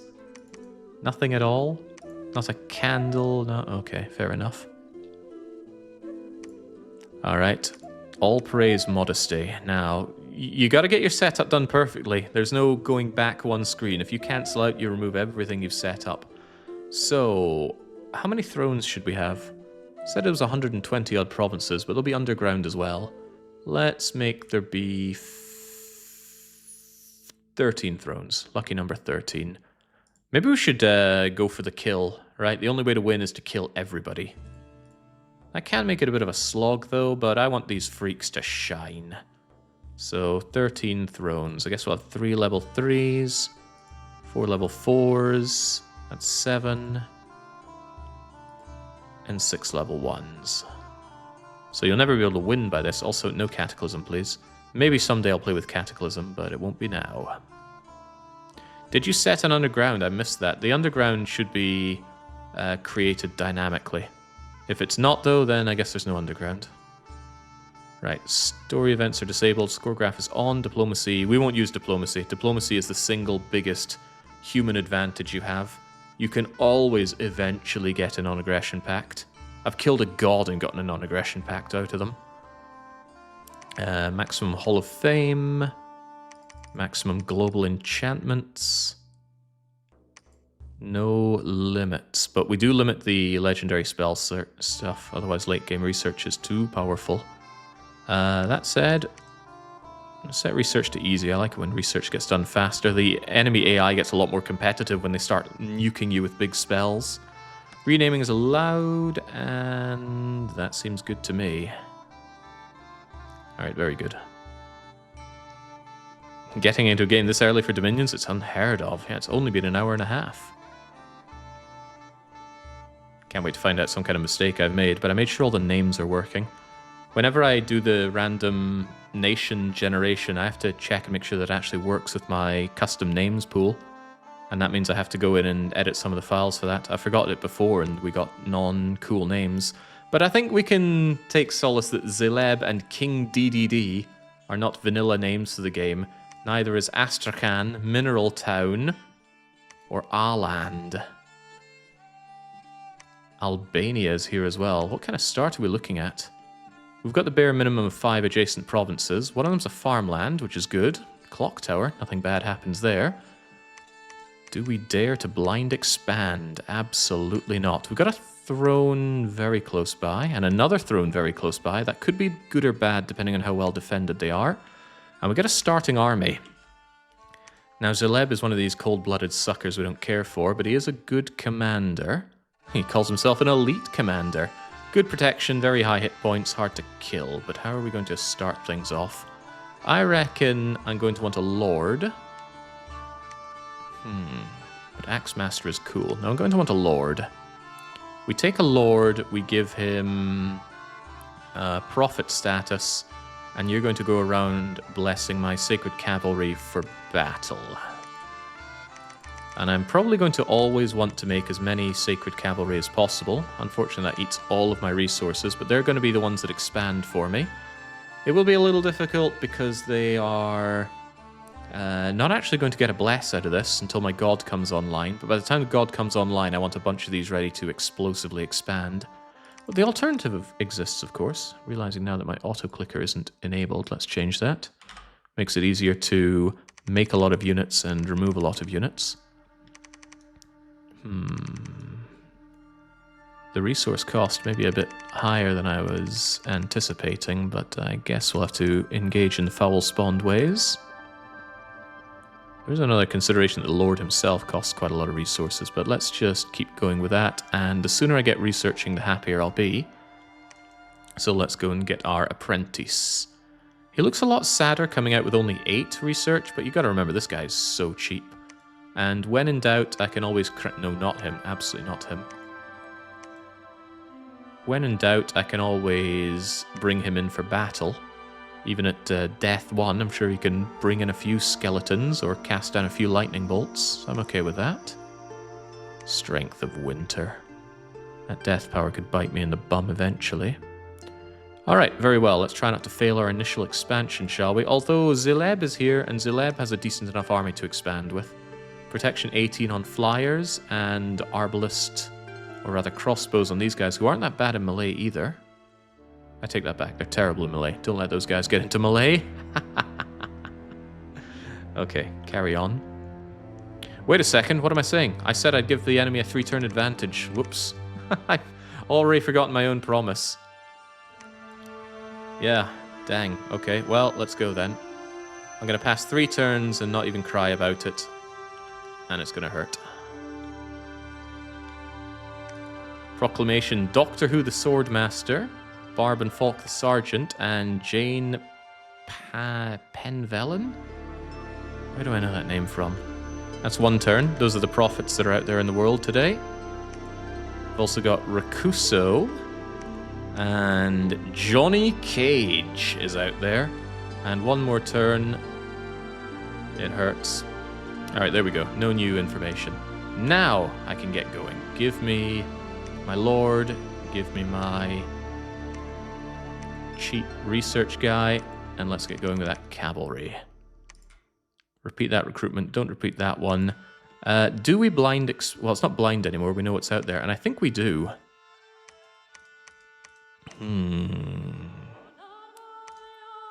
Light infantry, militia, heavy infantry. I could murder these guys dead. But Clock Tower is delightful income. And also it's protected by Shamblers, and Shamblers are a joke. But I would really like to know what's over in Grofheim. King DDD, your job is to tell me about Albania and then some. We don't even know where in the map we are. I think the southern edge will be down here, because we're close to the water. That means there's another faction probably here and here and here, so we're quite surrounded. But if we get amphibious units, we're well positioned to get into the water. You are not amphibious. Is anybody under your command amphibious? No and more no. Get over to the Clock Tower. The order will surely be simple. Wait, wrong guy.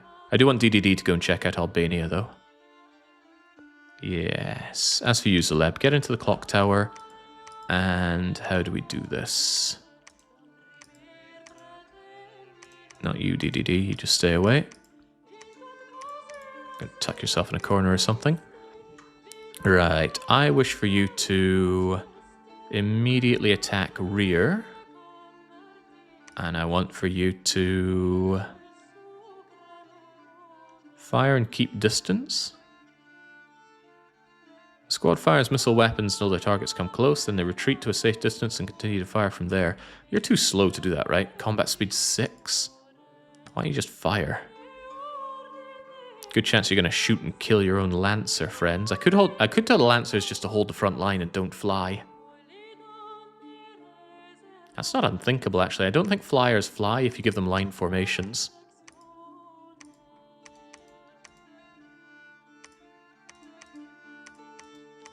And strangely enough, they will still get their charge bonus from the Light Lance, even if they just do it in regular combat.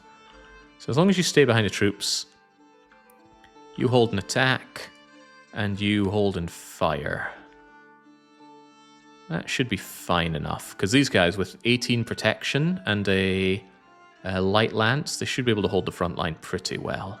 You can put the flyers on fire and then they won't fly. I thought line formation prevented them from flying. I guess we'll find out. Otherwise, recruitment is fine, and we'll get ourselves underway. Yeah, but we're not playing around with Calum flyers here, that's for sure. Also means my enemy's going to get a better advantage on getting Hall of Fame entries. So here are the Shamblers. Those Coral Spears do give armor negating poison damage, and we're not poison resistant. Shamblers have pretty low skills, but those claws can really tear you a new one. Although looking at this, I probably should have done attack rear, because that Shambler chief would be very easy to kill. Regardless. The whack! Oh, man. I don't often use ranged, because ranged in general in this game is pretty bad. But when it works, I think it feels very good. Just ravaging a foe before they even get to you is nice. Oh god, they did fly. Okay, so the line formation did not do what I wanted it to do, but I'll tell you what did. The shooting of the crossbows, together with these guys just charging in, made these militia think twice about their situation. And the Shamblers, well, they won't get an opportunity to think. They're going to get skewered and eaten. Alright, who brought the rice? Because it's sushi time. That is a reason not to like bows. I did just shoot some of my own men there, and I think some died. Especially in situations where there's one little guy left there. The crossbows can very easily murk your own guys. Did anybody actually die in that, though? Of my guys, that is. Yeah, one Lancer took a shot there. And how did it happen? Oh, the Shambler actually killed him. I don't need to feel too bad about that, but it does mean I need to not make these guys fly in. I need it to be so short range that these guys couldn't possibly miss. Normally, I like my flyers to just go aggressively, but these guys, they lack the skills and the hit points for me to feel comfortable in that. I feel like it's very easy for them to get split off and killed, and I want them to be a wall of protection for my crossbow units.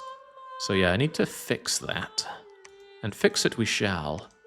Albania is very takeable. Look at that, it's just got fairly regular units there. That is good news for me. Wolf Tribe Archers. I think we can handle a bit of being shot at, right? Yeah, these guys have good protection. And better than human hit points at that. Look at this poor guy. Weakened. I wonder, were you weakened by a crossbow bolt? Right, so we need to fix this. I think we'll hold and fire you then. That way you won't fly. Or hopefully you won't fly. Flying can be useful, but it doesn't feel useful right now. You need to become a prophet, Longcat. Longcat. Well, I suppose that is freaky. And we got a complete variance on our cavalry here. We got one of the old useless spiders. We got Ravager here.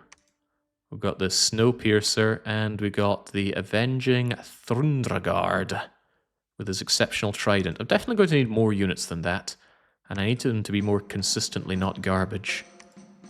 So let's try and make as many of them as we can. Hopefully our initial freak army can help out. And I want to make as many of these things as possible, but I'll have to accept that I am going to need another commander on top of that. I'm going to make an Axemaster. It would be nice fairly soon to have the Axemaster be segregated off to take command of smaller groups of small Axemasters. Then they can fly around and do brutal things. It also rounds out the recruitment number, so from here on I can do apprentices aplenty. We also need to focus on what we research. And what should we research? There is the tried and tested... What is it? Is it enchantment? Here we go. Hordes of Skeletons. It is a strategy in and itself. I'm not sure it's what we want to consider right now, though. I do want to do some basic construction before too long. Especially so that I can make some things that stop my old men from dying. But I definitely want to conjure up some big nature things. But isn't that enchantment? The sooner I can get my hand on lots of nature gems, the happier I'll be. Gosh, which one is that again? Is that Alteration? Mother Oak, Alteration 5. I'm going to want my hands on that pretty quickly. Also gets me invulnerability for my thugs. Alright, let's go... Construction 3... for lesser magical items, and then go Alteration 5, and then work on some Conjuration. Longcat becomes Prophet. A couple of turns you should have an army enough to go and take the likes of Valkajokul, and whatever else we need around here. What units did we get that would be aquatic enough to go into those waters? Not you. Oh, right, the Axe Master is aquatic. This guy, it's hard to believe something with wings that large and hooves would be completely unabated by water. But sure enough, they work just as well in there as dry lands. So I actually think this is a cherry pick of all the freaks that we're going to be making. But of course, it's a dice roll. We don't know how many of them we'll get or where they will appear. There is an idea to assassinate all the leaders of Albania, but I don't think King DDD will be up for the challenge. He's really, really bad. That said, defense skill 14. No, you would need some armor or something. He's really, really bad at combat. Yeah, one good swing and he's dead, so I don't think King DDD should actually be doing assassination. It is not lost on me that Pisea is right here. They're one step away from a cap circle already. I already regret giving these people turn advantage. Go and check out what's going down there, and also see what we can assemble here. If I really wanted the water, I could take some militia, although I'm not that desperate for it. And there is, of course, buying mercenaries, Blackbone and his pirates, and also Rexor's barbarians. Those barbarians would be very, very nice, actually. It's tempting to buy the barbarians and just have them cleave apart these provinces for me. And the barbarians would do exactly that. I am certain about that. I'm going to give it a go. I almost never try for mercenaries, but I am going to shed 400 if possible to get those barbarians. I'll probably fail. The AI is ridiculous about getting mercenaries. They will pay any cost for them. Well, it feels like any cost. I need to secure my cap circle, though. I can't have Pisea just taking it all from me. Maybe that means I should go to Astrakhan first. Kind of seal him off a bit. Take Astrakhan, then Mineral Town? Sure. Good afternoon, Jake and chat. More Dominion 6, I see. Great. What difficulty are we playing? We're fighting against... I've forgotten the number already. Was it 7 of them? Where's the summary? How have I forgotten where it all is? Here we go. 1, 2, 3, 4, 5, 6, 7 enemy nations. They're on difficult mode, and we give them a 3-turn advantage, which I already regret. Kreld, Sabs, Lulu, Ned Nickerson, Isis the Darkwater, and Peter Molyneux. We've got to take them all down. The only way to win is to kill them all. We could kill them by force, or we could kill them by faith. I'd rather do it with forceful faith. Alright, let's continue on. I feel very vulnerable with my enemies having all those... Okay, something... They went into Zanzibar. Pisea's here to say, well, that's us. The Long Cat, the prophecy of modesty, god of the hunt, patron of huntsmen, king of the wildlife, king of the hexagons, more like. By the way, Modesty, I've been playing a fair bit of open hexagon. Some of those are brutally hard. Speaking of brutal, I love crossbows. Bleh, I don't like it when they miss, though. Because it's 2 turns every shot on a crossbow, 3 turns for every shot on an arbalist. But hopefully, as the enemies get close... Oh, God. They're definitely going to shoot my own guys. I am slightly worried. Maybe I should do attack rear. That makes that less likely to shred my own units. Plus, if these guys engage in melee, at protection 14, they should last a little bit of time. I'm grateful seeing the repels being performed by the longer weapon here. At least I'm pretty sure I'm seeing repels. Yes, all those repels. Here we go. Infantry attack with the broadsword repelled by the lancer, because repel value beats defense value. I'm shocked you didn't shoot my own guys there. Truly shocked. Alright, don't know how those heavy infantry are still holding. Now they're gone. Good.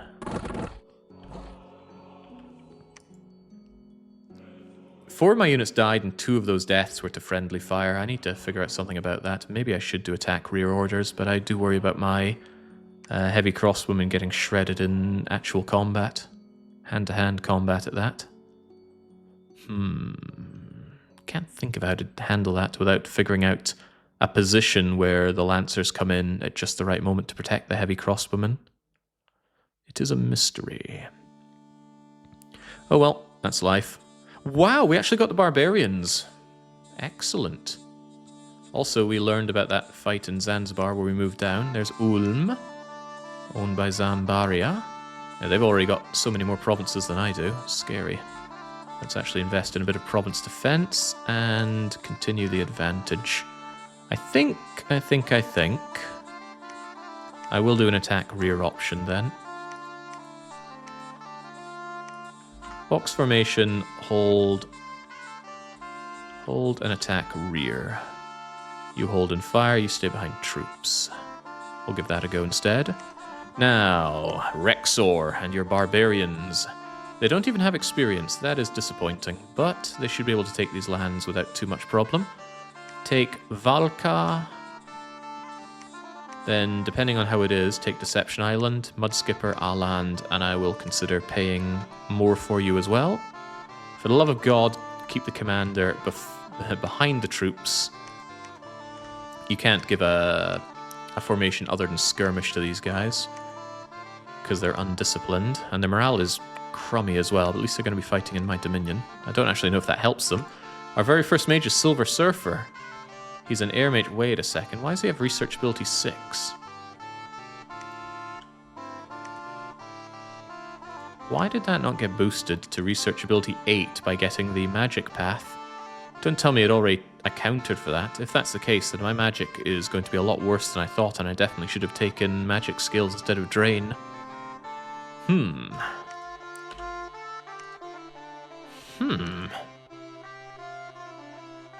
Don't know what to make of that. I read that as they've got 6, and then when they get this, they'll get the 2 boost from it and go up to 8, but perhaps not. It shows what they'll have, yeah. Darn. Okay, well, Rexort, go out there. Longcat is around, and is oh my god, we're getting a lot of the garbage. That's pretty bad. I'm tempted to save these guys. Those Snowpiercers are so cool that I want to make a separate Snowpiercer army and have them charge on in, because my god, could these guys charge on in on their own. These guys at least are all, well, apart from the useless spiders, they're all the same speed, right? The problem is I don't think you're quite good enough. It's going to be a while before I make a half-decent army out of these things. Regrettable, but what's a man to do? Just keep making as much cavalry as we can, and then once we have all the cavalry that we can, we will spend the rest of our points on heavy infantry, but I definitely need to secure my cap circle for that. And from the inn, I made you to grab these guys, but don't put them to use just yet. I want to know more about where my foe is around here, and I would like to get more spies, but that's out of the question right now.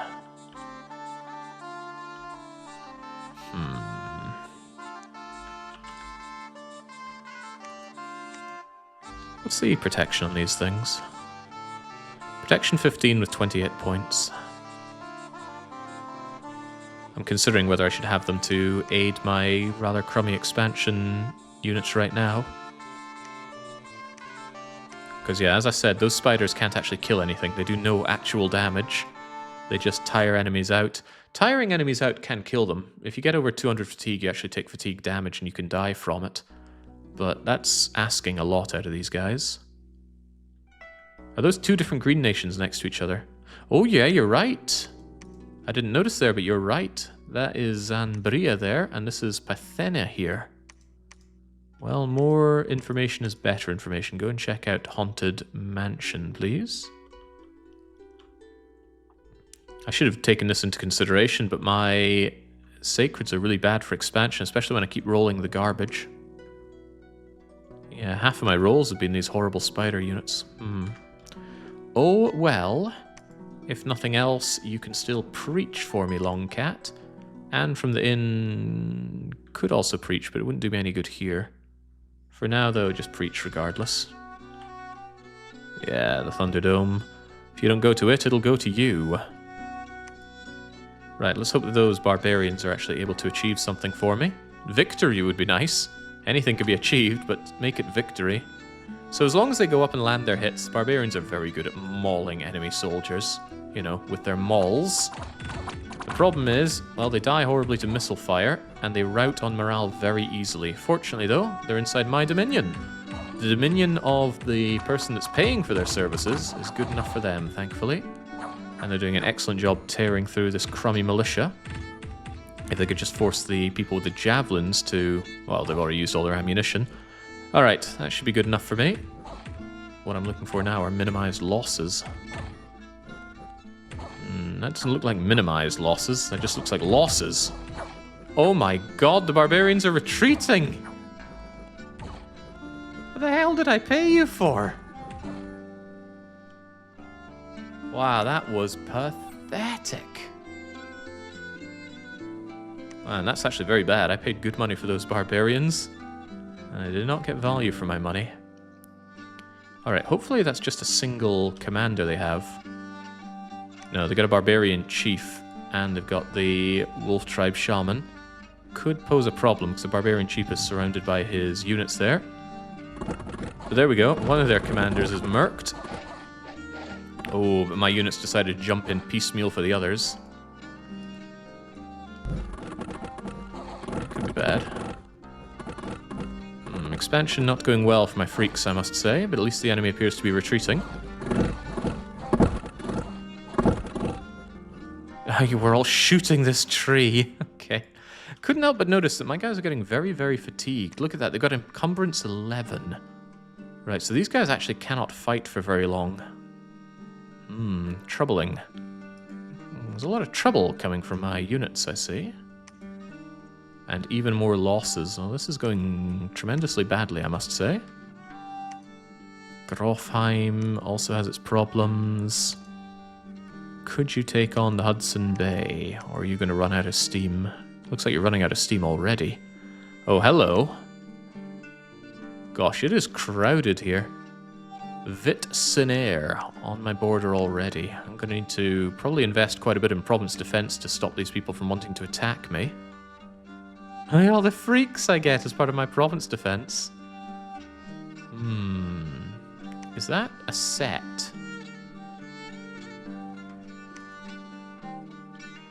Looks kind of random. Does that mean if I... let's see... Is it changing? It is changing! Wow! I guess that just means it's a random assortment rather than anything I can put much faith into. I think we'll keep it at 16 right now. I might need that money for mercenaries that don't run away. How about these pirates? I don't know anything about Blackbone's pirates. Let's look into you. Get out of here, beloved god. Tell me about Blackbone's pirates. Blackbone is a captain. He comes with 40 pirates. The pirates have low protection, pathetic skills. The reason you'd want these guys is because they have the ability to sail. Not good enough and certainly not worth the money, so away you go. I will not purchase your Blackbone pirates. Still crying over the loss of my my units there, though. Longcat, can you pick up the slack yet? My god, stop having these god-awful units, please. These guys are pretty good, but they would eventually die, especially without their bless. Am I willing to wait until the god comes online so I can get the bless going? If I wait, I'm very weak for a long time. I think we're strong enough to take on naked monkeys, though. And the sooner I take that and keep it out of Vit-Sinair's hands, the better. So Longcat, you're going to have to get stuck in, I'm afraid. Attack closest. I really don't want you to die, but I need you to help out in the fight regardless. Maybe you could stay behind the troops. Close to the front and cast spells. I'd rather you just stayed behind the troops. And hopefully you'll cast spells as well. I want you in an attack rear option to harass the enemy with... do I though? You guys are berserkers as well. You're going to tucker yourselves out real fast. If anything, you're just there to draw fire, right? These are the actual units that we care about. The Divine Blessing will do pretty much nothing for me. Alright, best of luck taking out those mad monkeys, but it might not be enough. Really might not be enough. And from the inn, do you actually think you could take this on your own? They're pretty garbage, and you are not, and I need more land around my capital for more resources badly.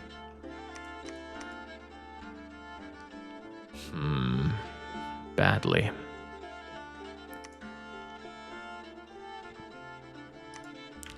I think we have to take the risk. The thing is, Anne from the inn could get murdered. They could all get murdered if they go and attack separately. I'm not sure I can afford such an assault. Who's still alive in Vilka Jokul? There's still a couple of commanders. And all the... well, no, let's see. 25 died, so still 25. I'm not sure you could take that. Not with just 3, without any reasonable blessing. So I'm afraid I can't really afford that.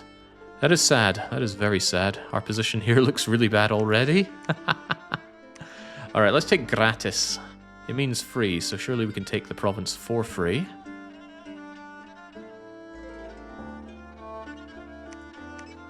Let's position ourselves a little bit closer so that we're able to fire upon the enemies faster. Maybe even right at the front like that.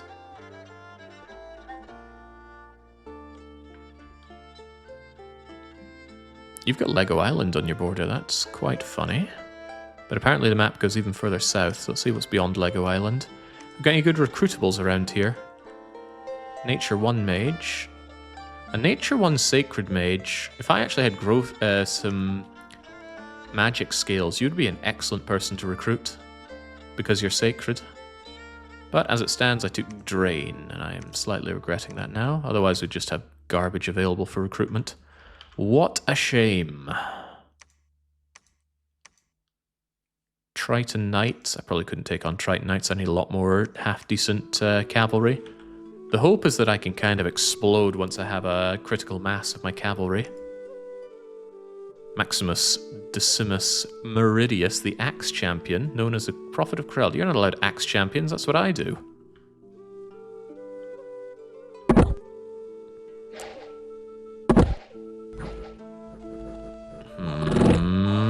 I like that point-blank shooting with the crossbows, but these guys are not going to fare too well in hand-to-hand combat, even against crummy militia. Fortunately, the militia are already routing, but the heavy militia are going to rip me some new ones if we don't shoot them dead, so please shoot them dead. Those swords are going to tear through our crappy armor. Oh, nice one, nice one. The moment they see a freak up close, they gotta run. I like that a lot. Let's not pat ourselves on the back for our performance, though. It's because we murdered their commanders. But that did spare me friendly fire. At least I think it did. Looks like I'm shooting myself right now, though. Please stop shooting my units. Really seeing why I don't tend to play with ranged units. Yeah, they didn't kill any of us, but we friendly fired one of our lancers to death. I gotta say, though, if I could find a way to make this work, it seems really cool. I do quite like my ranged guys. They're very cheap, and they do pack a real solid punch. The problem is they would punch through my sacreds as well. I know what would work. Yes, of course, the answer is clear. What do you do when you have a horrible chance of killing your own units? You make sure you don't care about the units that die. The answer, of course, hordes of skeletons. If I mix those crossbow units with disposable skeletons, it doesn't matter if I friendly fire them. They were raised to die. Okay, these are just monkeys.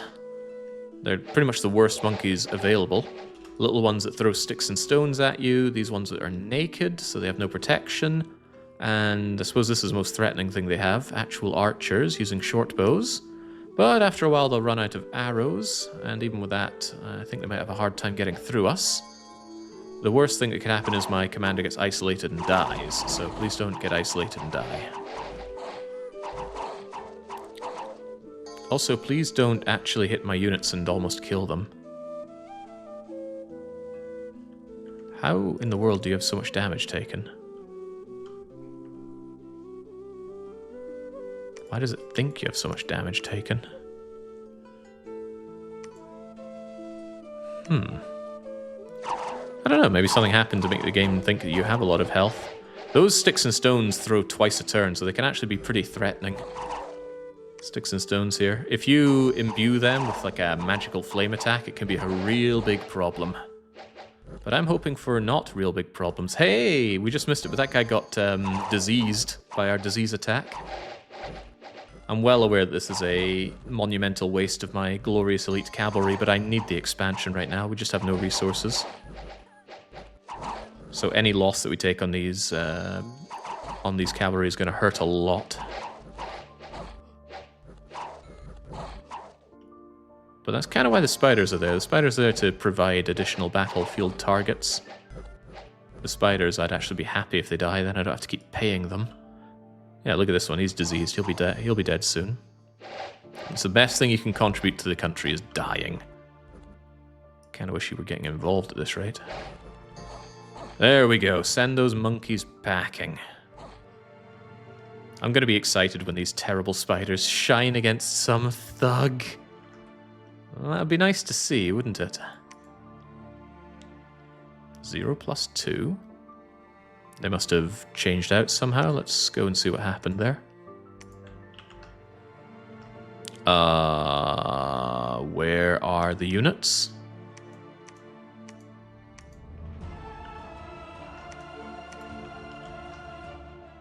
Where'd they go? Disgusting monkeys for protection. What the heck?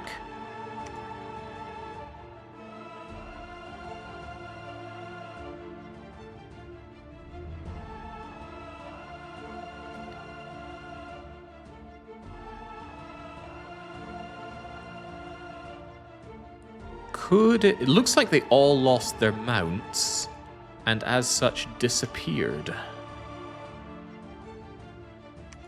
Ooh, that's not good. In fact, that's really, really bad. If the mounts die, you're still meant to have the unit there. Sans a mount. As it stands, that doesn't look to be the deal we're getting. Maybe that's the thing with generating freaks on mounts. It can't handle that. Do mounts have some hidden text that says they exist for one battle? Well, we don't really have them anymore, do we? Let's see if we can find some. Here's the unicorn. It should... If it loses its rider, the unicorn should come back. But if the mount is lost, and it can easily be lost at protection 14... then I have a problem, because it looks like I don't keep the rider. I scarcely believe every one of them lost a mount. We can rewatch the battle, can't we? That was in our land, was it not?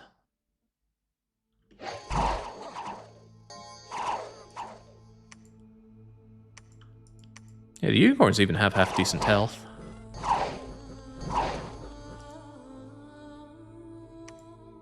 Well, there's a unicorn. It's certainly getting ravaged, but we can have a look at the end of the fight as well. Not impossible that there's a... Yeah, look at them. Ooh. All the mounts are dead. They actually did all die. But it looks like it doesn't remove the mount visually, and then the rider just dies.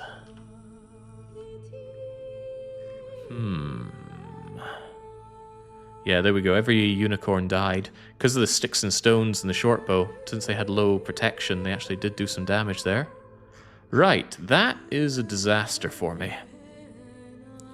These mounted units not so good as they might seem, because those unicorns will die in droves, and when I lose the unicorn, I lose the unit. And I can't give that unicorn any special barding or anything. Oof, that's a big hit. That's a very big hit. Fortunately, these guys are spared that because they don't have a mount. But yeah, now this unicorn and its 4 protection has become a big liability for me. Could it be that these things are actually now better? Surely not, they still don't know how to fight. But I gotta say I'm in a very bad situation with that kind of situational unfolding. What do I do now? Aside from panic. Panicking is the last thing I should do. I can get a bunch of pikeneers and send them out to expand, because I'm in dire need of expansion. And maybe they'll be less likely to die. Okay, long cat, get back, please. Oh, they're already hired, and that's even worse. Oh lord, never rains, but it certainly pours. And here is Lalbal. The monkeys are close. I need to cut them off from Garrelhoss. Yeah, there's only one thing left, Snecko Lords. That's not just a button I can push, you know. We actually need to research Snecko Lords and have the economy able to handle them, and that's a lot of death gems. As it stands, I'm not going to have that economy. Not going to have much at this rate. Gosh, this is bad. Alright, at least we know that Lake Biwa is down there. We found the edge of the world. Have we got anything cool to recruit here? Actually, the chieftain is a pretty good recruit here. He's a nice stealthy unit. I want a few of these guys so I can go and stealth my way around, please.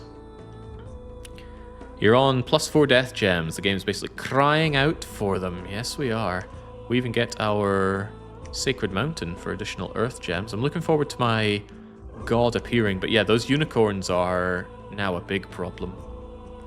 Starting to wish I'd done something to make those unicorns last a bit better in combat, because they are going to die like mad to projectiles, like those sticks and stones. What could be done about that?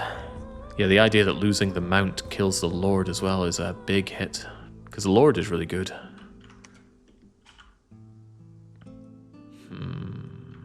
Oh well.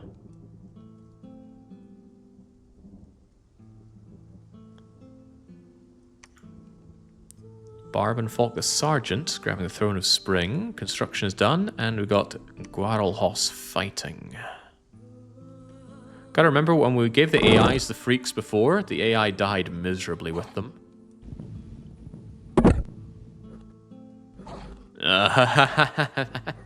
Lancers can be pretty bad when they jump down like that, and they just get surrounded and killed. I do like that point-blank crunching that we do with the crossbows, though. But I don't like it when they come up with their hatchets. That's funny, I thought these guys dual-wielded hatchets. Level them. It's not leveling anything.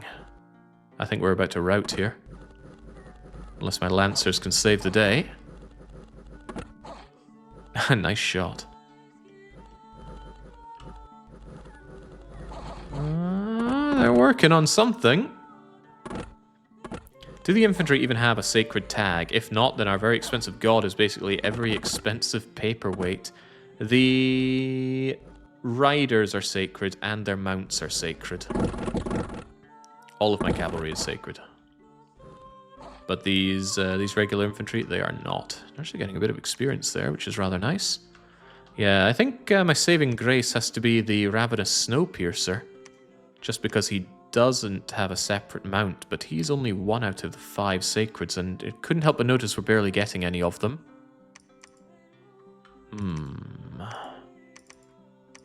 The alternative, of course, is that we kill fast and hard enough that it doesn't matter that we take a few hits, and the Fire Bless will help with that. So I can't afford to throw these guys away in combat anymore. I actually need to hold on to them. They are precious resources to me now. So yes, we focus on killing fast, because the moment anything touches us, our mounts die and we die. And I can't believe my starting army is so important here. But it is. Yes, but not the infantry, so you can't transition into infantry with your bless. Sad times ahead. Ah, but you see, I could...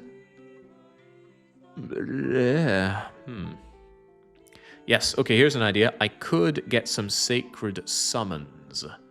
With the magical paths that we have available, that's not off the cards, and with astral access, we can't thug anybody into a sacred using the bloodied dress. I forget what it's called. Shroud of the Saints, I think is its name. And that will allow me to actually use that bless. But I will be the first to admit that we've made a disastrous mistake here. All because of these unicorns. They looked so cool, but they die, the rider dies, the investment dies. Painful. Also, I have to pay for both rider and mount. The rider is cheap, the mount is more expensive, and I wish they came with some barding. I'm not sure the randomizer ever gives you rider mounts that actually have barding. Okay, never mind that. Let's go and explore. Vardenfell has been claimed. That's the throne of the spring, giving the mage of the spring. Pretty cool province, but go and check it out, DDD. And my monkeys, starting with Crazy Dave, are going to need to explore further. I need to know what kind of foes I'm fighting against. The fire shield won't work underwater, but I'm quite certain flaming weapons will. That means it won't be difficult for Anne from the Inn, once our god is online, to take the sacred units that they have and go and slaughter Inaban and fly out and take others. But, I don't have a lot to throw at my foes. I think I'm actually going to up the province defense to try and discourage the enemies from attacking me. I know it's expensive, but in my experience, the AI is less likely to attack when they see higher levels of province defense on your borders. But that does have me cornered. Here's another thing, though. I have water access, and I don't think the monkeys can go into water. They can maybe swim across a river, but they can't actually go underwater. We can find that under you, Kreld. Yes, you can swim, you can swim, you can swim. You guys cannot swim. Monkey no like water. However, these guys are levitating. They can levitate over rivers, whether we freeze them or not. Also, my Dominion is looking small and pathetic. Basically, times are bad already. Let's hope for some good gem sites and site searching. Fingers crossed. Yeah, about everything is getting crossed right now.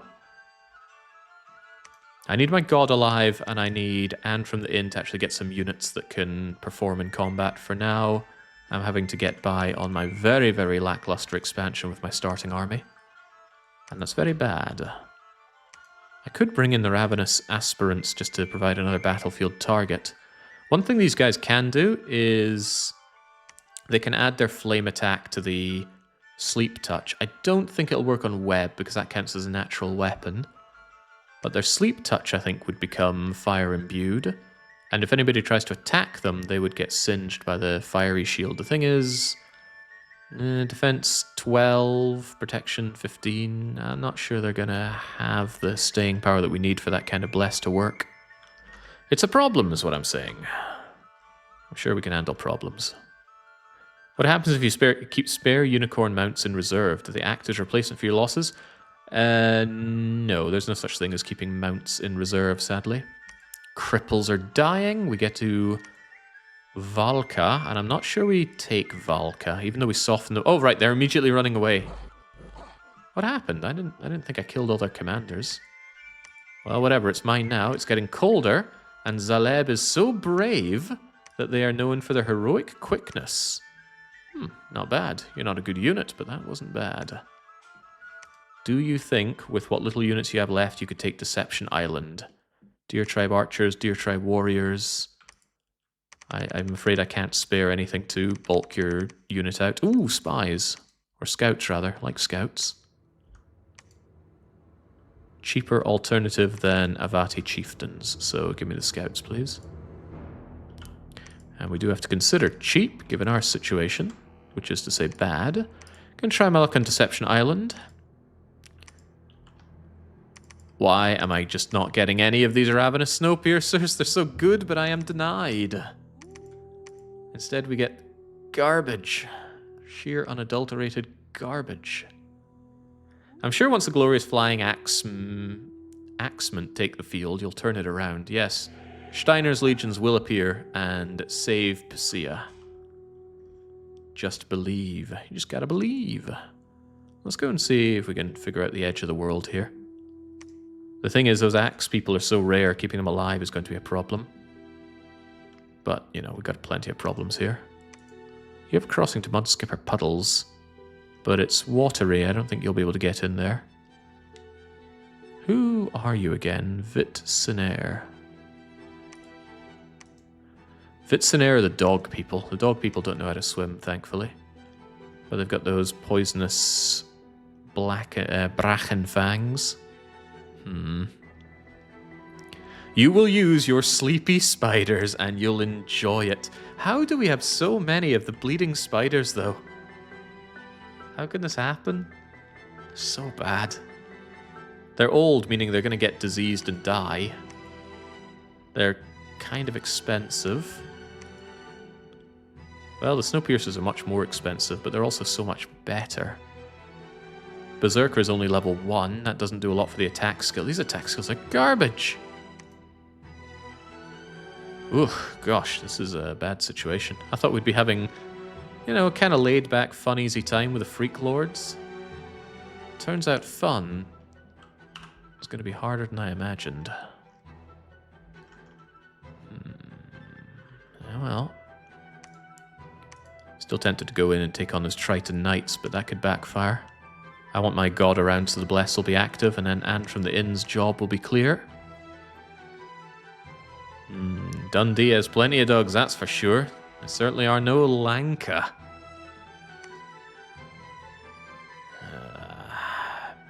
Anything else I can do to change my situation? Trying to make some heavy infantry, but I'll need quite a few to make anything that resembles an army here. And it's a bit of a gamble what we get. I've forgotten which ones we consider good and which we consider bad, but I think the ones that have useless headbutting are not the ones we consider good. Yeah, I need something more like you. 17 protection, biting, life draining. Funny, I thought these guys were better than I am getting right now.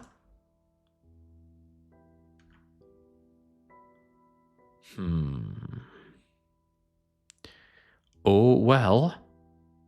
There is the idea to go into more into ranged units, but I'm pretty sure I'll just end up shooting myself to death if I go for ranged units.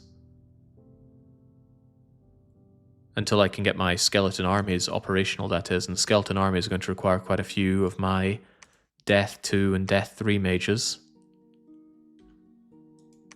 And I'd be up for that immediately if they didn't cost so much money. Money which I don't have. Fun times when no Water Nation randoms and 600 undead appear on the adjacent sea province. Now your turn. What can happen? The AI is a dummy, but sometimes they really know how to bring in the pain with the undeads. Alright, these Lancers are doing God's work here, but these guys still have daggers, and those daggers can pierce through protection. Especially when you're outnumbered as horribly as you are, and you're getting attacked by a tree! The bush has been uprooted and awakened by magic. It can barely attack, but it is sturdy. And very resistant to being shot, even by crossbows. Alright, great. We're sending them packing. My poor Lancers, though, they don't deserve this. They get so exhausted so easily. All that heavy armor. All the while getting shot by our own men. It's just not a good life for them. Poor guys. I think we have reached the absolute limit of what these things can achieve. Although, imagine the expansion over here. We're going to freeze this, so this is actually a backdoor entry into my country. Uh-oh. Uh-oh. No! I forgot! There is a nation extremely well-positioned to hold the waters there. The crabs. Oh, man, not only that, they're already in the waters. Not only that, but Mudskipper Puddles did get taken by the dogs. How did they swim over? I guess it wasn't really swimming, was it? It was frozen over, but dang, I could do without you right there.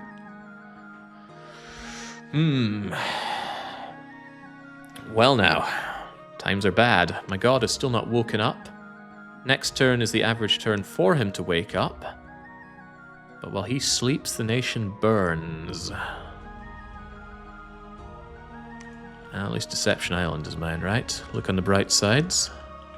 There has to be some bright sides.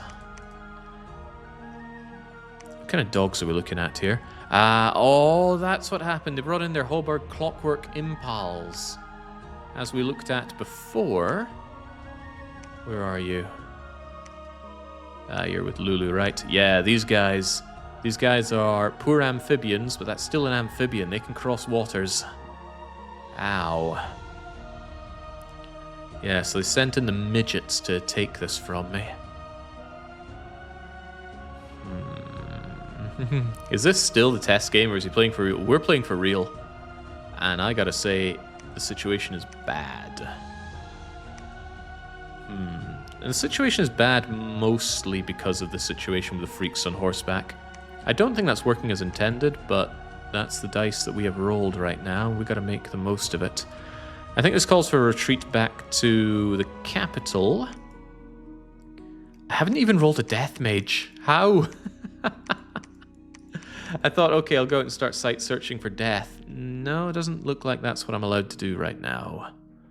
I could go and site search for astral. How desperate am I to get my hands on research?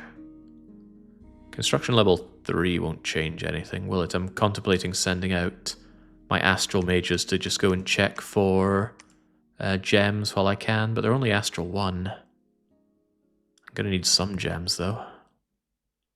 Nah, they'll just search and find nothing. Of that, I'm all but certain. Check out Pisea, please. Crash MSO. I'd like eyes on Lego Island, but I'd rather have that with my scouts.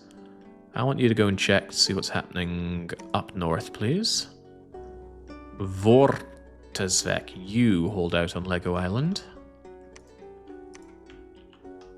Okay, good. More axe people, more happy me.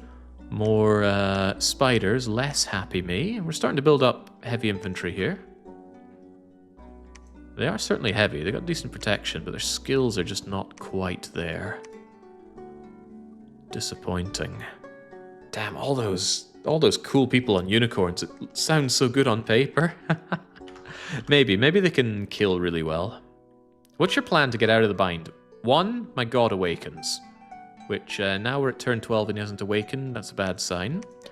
2, we bring in all of these sacred cavalry, and we charge them in, and we pray that the unicorns don't die. And with 25 health, 4 protection, they die to being stabbed twice by militia. But they have 14 defense skill. They might hold out a little bit longer. Oh, I should notice that I have Anne from the inn. I want you to go into Lethal City.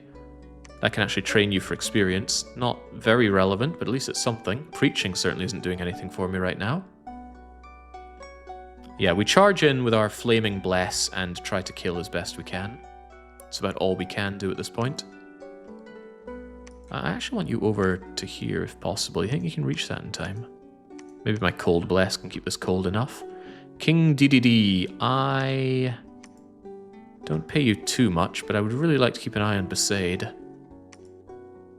Go up around here anyway. I want to see what's happening. Do we have more spies coming out? Or scouts, rather. Yeah, bring me another 1 or 2, please. Giving all the units to the one entering the training site. They will get the experience as well. Really? I thought it was only the leader. That changes things immensely. In that case, I probably want the prophet going in.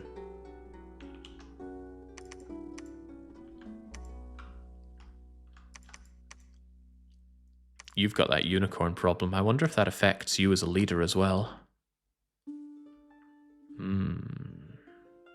And yes, heroism does increase that amount. Well, that is cool.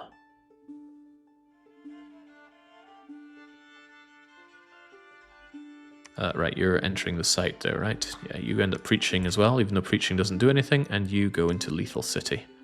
Cool, yeah, I had no idea that affected the units as well. It's very cool. Zaleb, get back with your horribly crippled units. Limp, blind. Oh, you pray for a quick death now, don't you? Right, I need my god operational, but even once my god is operational, what then? I'm going to send the axe people with Anne from the inn to take the waters. Well, at least this little puddle, and the Baltic Sea, of course. And then I am going to need to find someone and just smother them. I need to take a fight to someone and claim a capital, otherwise I'm not going to have the strength. That means I need to just completely throw everything I have against one foe.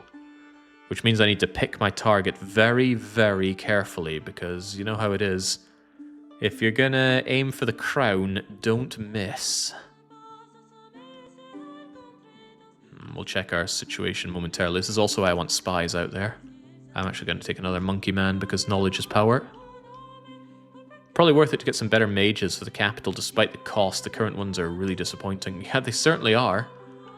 But the cost. Good God, the cost. Also, this guy, he could come out old and die on his own anyway. Getting better people for site searching is an idea, though. Like a grave professor. I want astral anyway. But my God, that cost is untenable. Thing is, when am I ever going to have money?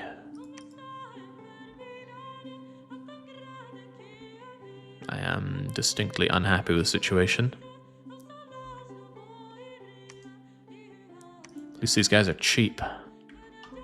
Cheap and bulky. When my god comes online, I'm really going to want to have access to alteration for Mother Oak and then whatever else I can get my hands on, though. I gotta make do with this. We need you, Modesty, now more than ever. Hey, dormant pretender gods are awakening. Notably not our one. Good lord. Okay, enter turn 13. He's still not awake. Keep grabbing these units. Get them experienced. Especially these ones. At least you're able to command a lot of units. And Jaleb, you are back. Contemplating giving the Lancers over to them. And if nothing else, more experience is better experience, right?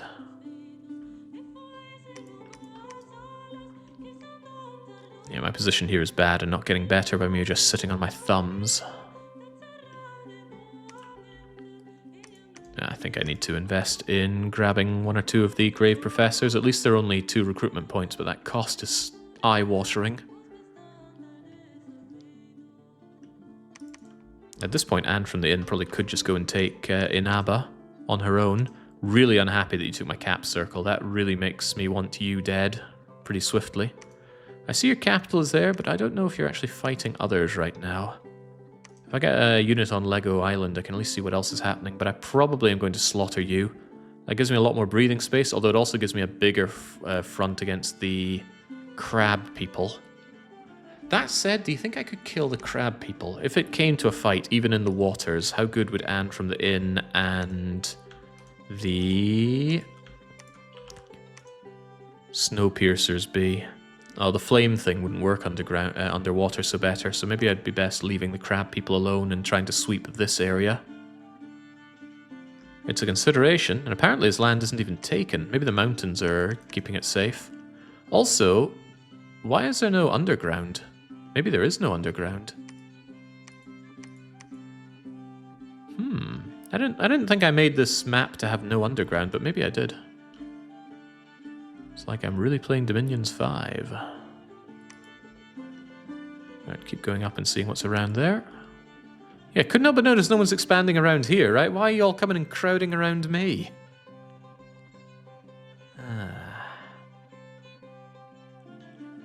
Alright, get over to somewhere like Haunted Mansion as well so I can see what kind of fighting's going on around here.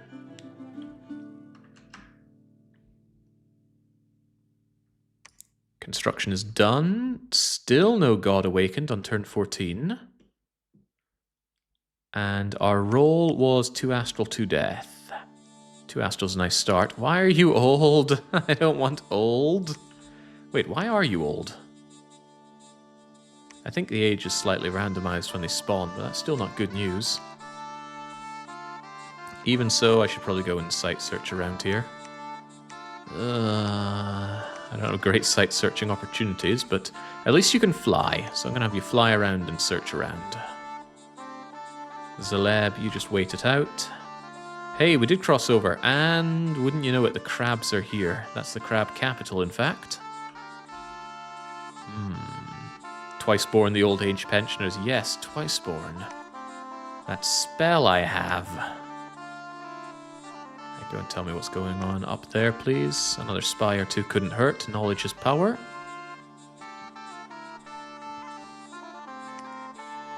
Go over to Grunty Industries. Go to Timber Hearth. King DDD's at West North, but check out more, please. I was trying not to say that, Darkfire Phoenix. I can crank out a little bit more foul spawn. We didn't get any of the good ones, though. Ooh, well, at least we got something. Are they really getting experience?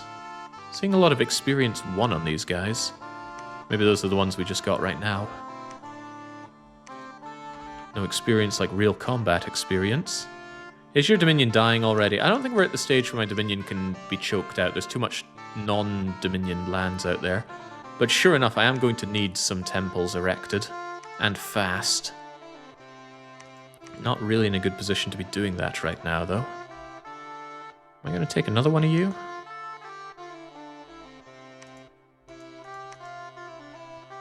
I already got the astral roll on you. If I get a death roll, then at least I have a death 3 mage at the ready. Not sure I can afford it, though. Perhaps I need to start getting some of these guys. They'll preach and they'll be able to erect temples when I need them. So let's go and... Oh, right, but they also cut into my sacred recruitment. Ugh.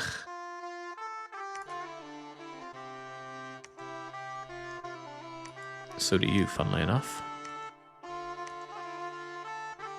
How about we do this? Alternate the chaplains and the research mage. Where's my god? Where's modesty? There's modesty. The nation rejoices. The king of wildlife has awakened. Mayabara Keiichi was destroyed in Amity Airfield. The AI is very good at sniffing out spies. Alright, enough of this site sniffing. Hey, we got 3 of these. Okay, that's good. Okay, right, there had to be some good news eventually. What can we do with all that we know now? Well, I definitely can't afford sending out searching, because if you die, I'm in such a terrible situation. But I like that big fire shield and that flaming weapon that you have, so modesty. I think I need you to research right now. I'm way behind on research. And you pretty much double my research speed. Get me up to alterations so that we can get Mother Oak.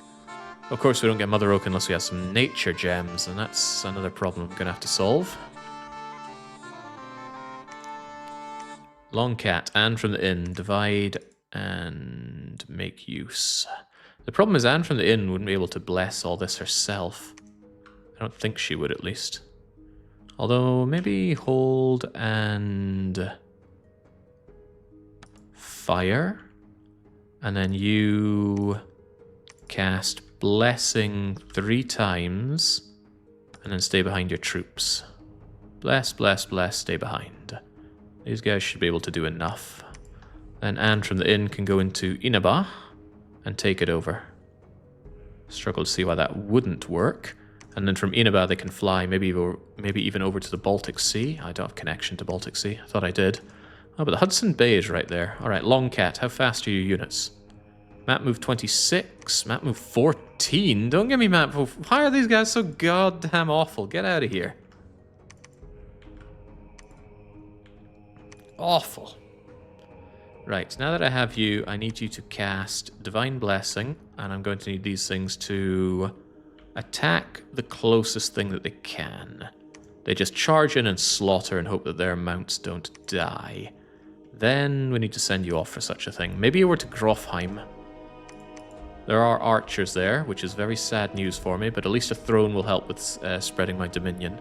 From there you can take Hudson Bay, and that will make it easier for me to take the Baltic Sea, although you could also take Hudson. Why do I not have map distances here? What is that again? Control M. Might be okay. DJ is here. DJ can't breathe underwater. I'm a little scared to put temples anywhere, frankly. Just preach for now. We'll figure out the rest. Piju. Did you actually find anything? Did you actually search? No, you didn't search. I thought I told you to. Tonasir. Your predecessor died up north.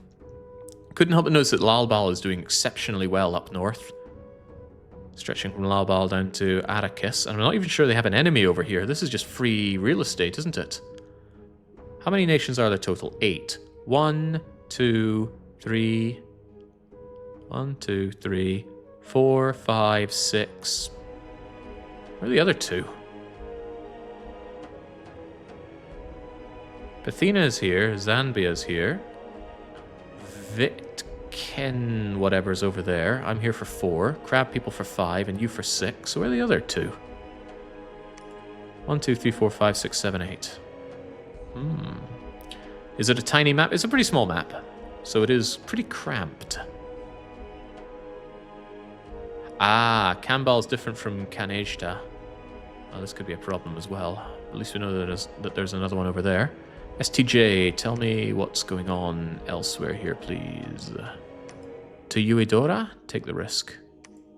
Also tell me what's happening around here, please. Crash MSO. Keep your eyes on Tarsus, please. And you just wait in Lego Island. I do think I'm just going to slaughter Vitsenair as soon as I can. It's risky, but we got to take risks. I'm going to take Grofheim, and then it's all-out attack to slaughter Vitsenair. And we're going to hope that nobody chooses that exact moment to lay the smackdown on us. And they certainly could.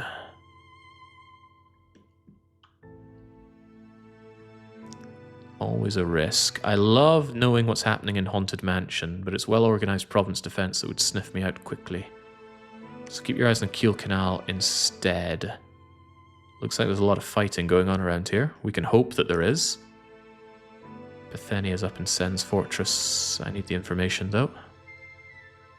Although I might just plant you in Neverwinter and keep my eyes on the throne forever. Nah, that's what other spies exist for. Like you. Get over to Netherwinter. And make me a couple more, please.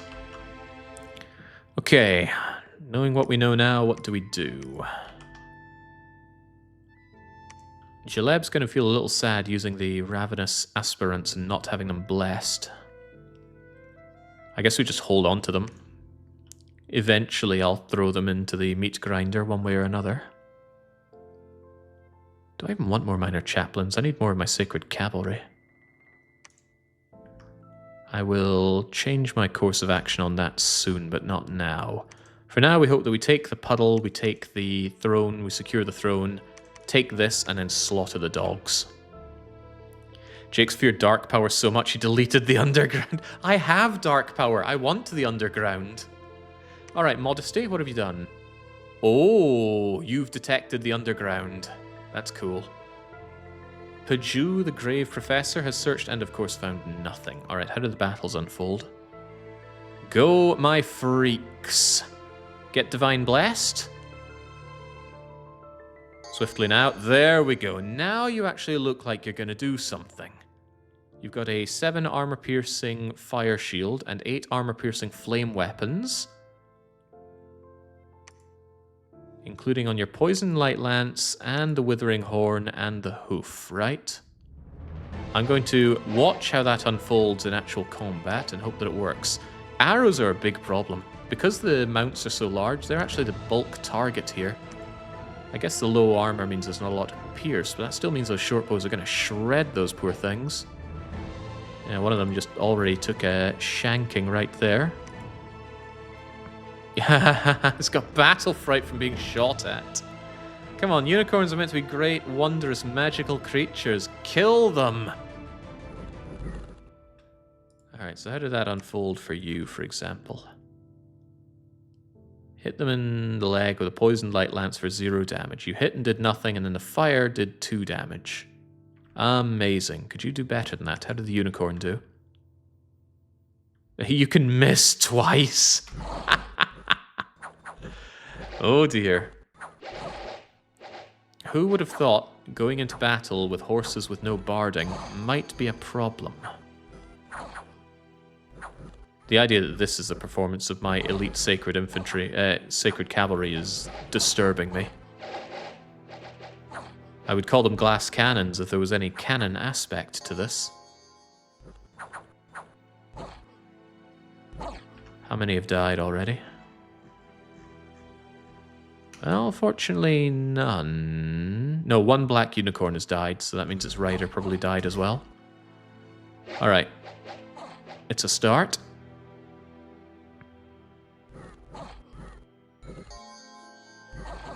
I do like the attack density, though. Because what are you getting? You're getting your light lance, your withering horn, and your hoof. That's 3 attacks. 2 to a square, that's 6 attacks. And they're imbued with additional fire. It's kind of like 12 attacks. And if we do get attacked, then we reacquaint them with our Fiery Bless, because the Fire Shield will kick in. Certainly a better performance than we saw in the previous fight, but... ugh. Yeah, so those 2 dying actually means that those 2 units are gone, as opposed to keeping the rider without the mount. So there's going to be a lot more attrition than I bargained on here. Well, them's the breaks. Point is, we've got the Throne of Pride.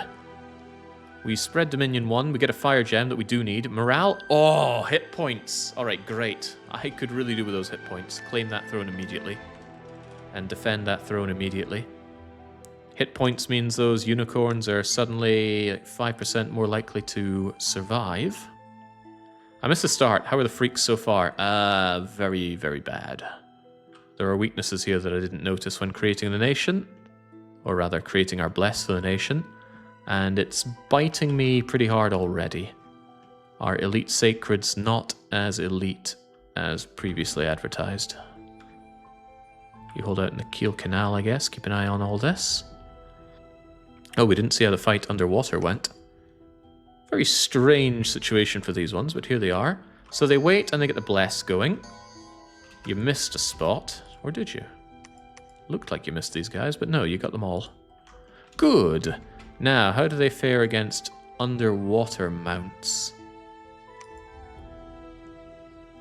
Alicorns, tail flippers, the bronze lance. I was actually worried about running into coral lances for poison. We have poison resistance. It's kind of the reason I gave it to them, but here we are. Alright, you got injured, so you immediately go berserk. Now, mounted units cannot become berserk, but these guys aren't mounted. They are melded into the horse thing, so that just immediately gives them pretty good attack power. Boosts the strength, and of course, are you actually hitting with fire damage as well? Or does fire not work underground? That might sound like a stupid question, but there's flaming weapons. You hit them in the body with a battle axe, and the fire does take effect. Nice.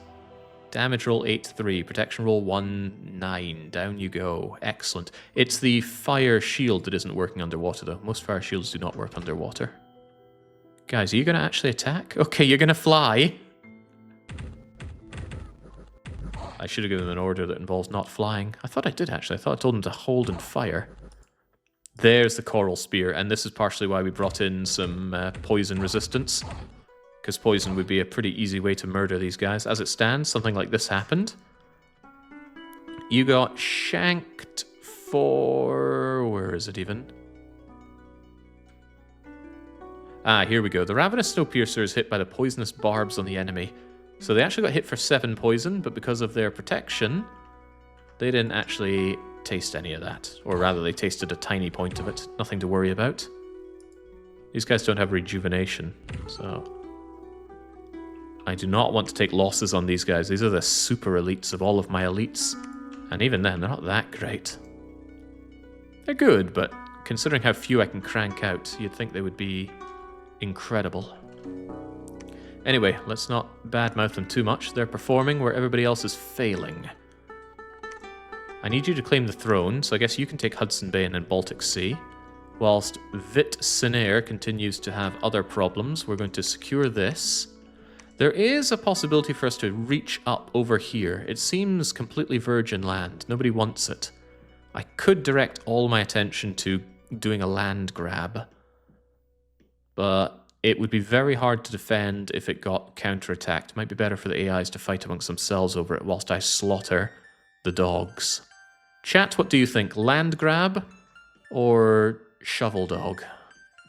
What will it be? I'll go as far as the Baltic Sea, because the crab people aren't here. They can't... I don't think anyone here can reasonably fight me over the Baltic Sea. But the dog people are going to have to die. Is flying underwater just swimming?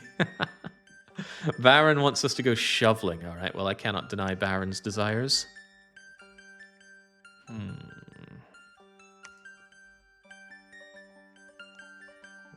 Okay. Might get rid of my chaplains at this point so I can make sure that I keep cranking at these heavy infantry. Paju, I need you to keep failing to find me magical sites, please. Check out Deception Island, or check out the forests. Forests are sometimes magical. Ceres, hey, there's Poor Bart. So this is a very open area. Anyone can take it. If I don't run on taking it, I'm kind of shooting myself in the foot, but I do like the idea of having a concise, tight area here. Also getting a free castle. Well, free in that I have to pay for it in blood. But I think we have to take the fight to the dogs. Land grab seems like it would be very easily cut off. It doesn't matter as long as any province can trace a path over to a fort of yours. It won't count as cut off. So I just need to erect a fort here or make sure that this little bit isn't cut off. The fort sounds much easier. Hudson Bay, claim that throne, kill the dog. Hudson Bay, Baltic Sea, of course. Yeah, but what happened here? You're on hold and fire, and yet you went flying. I don't understand. Maybe I don't need to understand. I'd rather you were in square formation, though, because that makes it a lot easier to bless. Also keeps the commander safer. Speaking of the commander's going to get one bodyguard just in case they get segregated. Check out Sen's Fortress and the adjacent provinces, please. There is an idea to put a fort on Grofheim, but maybe Gratis is a better place. It's got a lot of adjacencies. It's got a great silver mine. I'm going to want to defend that great silver mine. Yeah, let's get over to Gratis, shall we? Keep it well defended. What kind of defense do we have in our home province, anyway? Oh, Lord! Thousands upon thousands of freaks, you say? That's kind of funny. Are those the ranged freaks or not? It doesn't look like it. They're just really bad freaks. Here's the ranged freaks. Poison spits, composite bows. Funny, and all in all, probably very bad. Spy is actually going to work on making us the fortification here.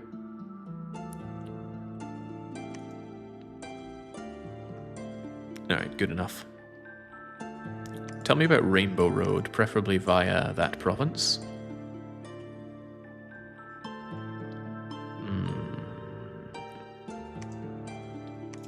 I'm thinking about these spiders. I will want them involved in the big fight after all, much as I hate them. They're still an important part of what we do, because they can still wander around with... I don't actually think fire weapons is going to work here, but they will walk around with fire shield. God, that is not a convincing idea of a good army, but it's all we have. How about Jaleb? Jaleb is going to take control of all of the army, and you're going to train them up. It's as good as we can do. At least Jaleb's a good leader. Not good for much else, but they can lead. I hate to say it, but I think I'm going to need more of these goods. There's an idea to get the Sublime Threnodist. They're natural death 3s. And they do pop out with some amazing units every now and then.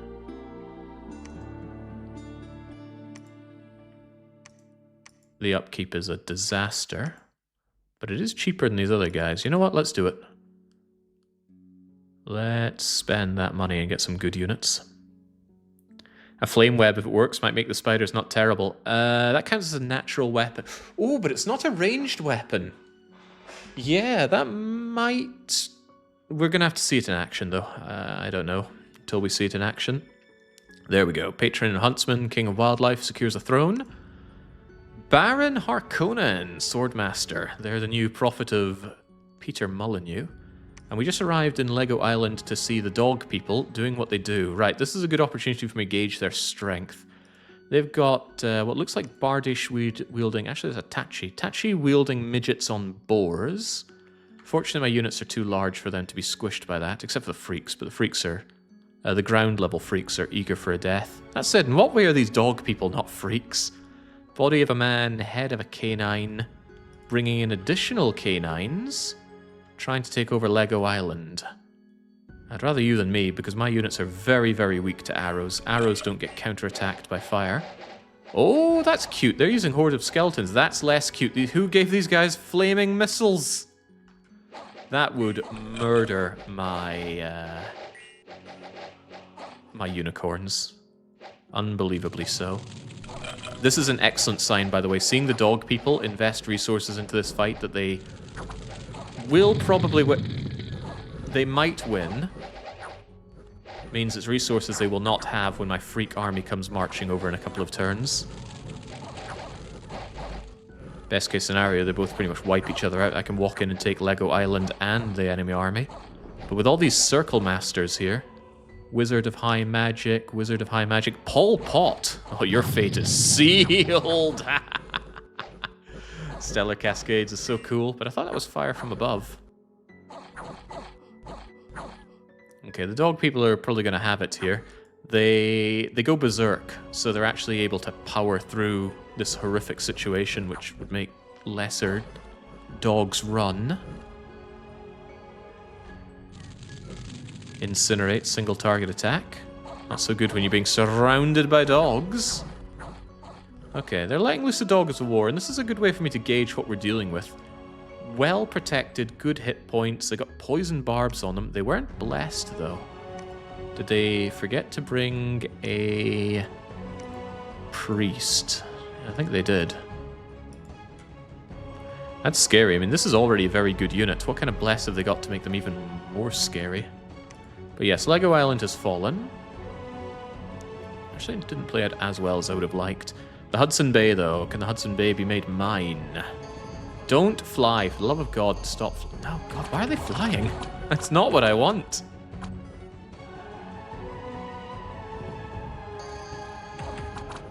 What's the order to make flying units not fly in combat?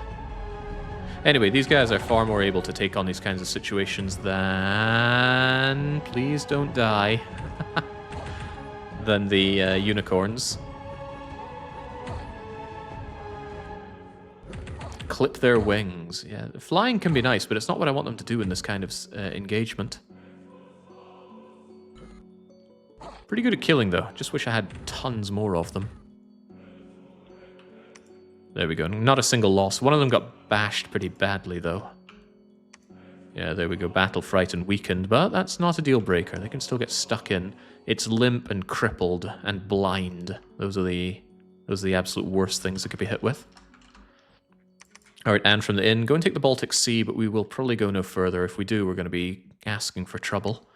And that's not something I'm doing right now. Oran. I need a palisade here. Notably, our palisades are cheaper. 10% cheaper than other nations tend to have to pay. Seems like a good place for it. Nice and protective. Keep that great silver mine. Crank out more units, although I can't make my sacred cavalry there. Sacred cavalry are only from the lethal city. Same with my max level mage. But I am going to need some more rank and file pretty soon. I already have a fair bunch of them because we've been making them passively, but they're going to need to be put to the test quite soon. If I could fly, I'd do it all the time, for no reason too. Is that really so? You'd probably find it really exhausting, and then you'd be like, ah, forget this. We can run. Not everything can run, but do we do it all the time? No, because it's tiring. Go and check out the Mantis homeworld. Also, I never looked into the underground. Very sparse underground. I can see one cave entrance here. And no others. How about that? Can I send you underground? Actually, maybe I want to send STJ underground. I need to know more about that, please. Count Dracula. All I know is that Lalbal is much too big and strong. Go over to the USA and tell me how far they expand over in that direction, please. Ceres. I need to know more about Rainbow Road. King DDD is telling me about Pathena's advancements. I want you to go to Greater Denmark and tell me if that ever gets taken. Longcat. Take our very confused units. Go to Pisea. Pick up the spiders and be ready to advance on the dog people. We cannot afford to give them any more time to gain strength. Charge into Mudskipper Puddles. Swing around to the Dundee Docks. and then slaughter everything here.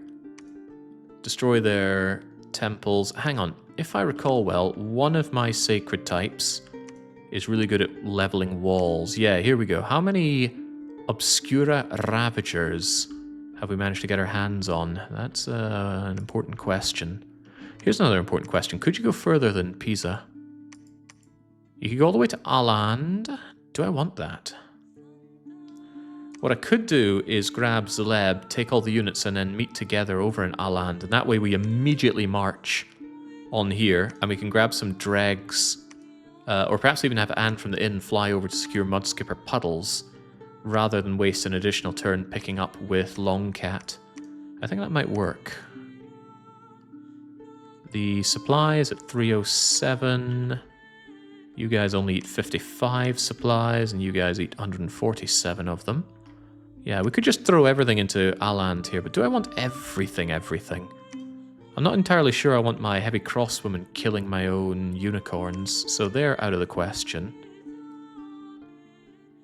Otherwise, I think the rest aren't too shabby to bring along. Oh, one thing is do not take the flying guys, the really good flying axe snowpiercers. They have a specific use, and that use is being under Anne from the inn. And if I get too many of them, I will have no problem making another Anne from the inn.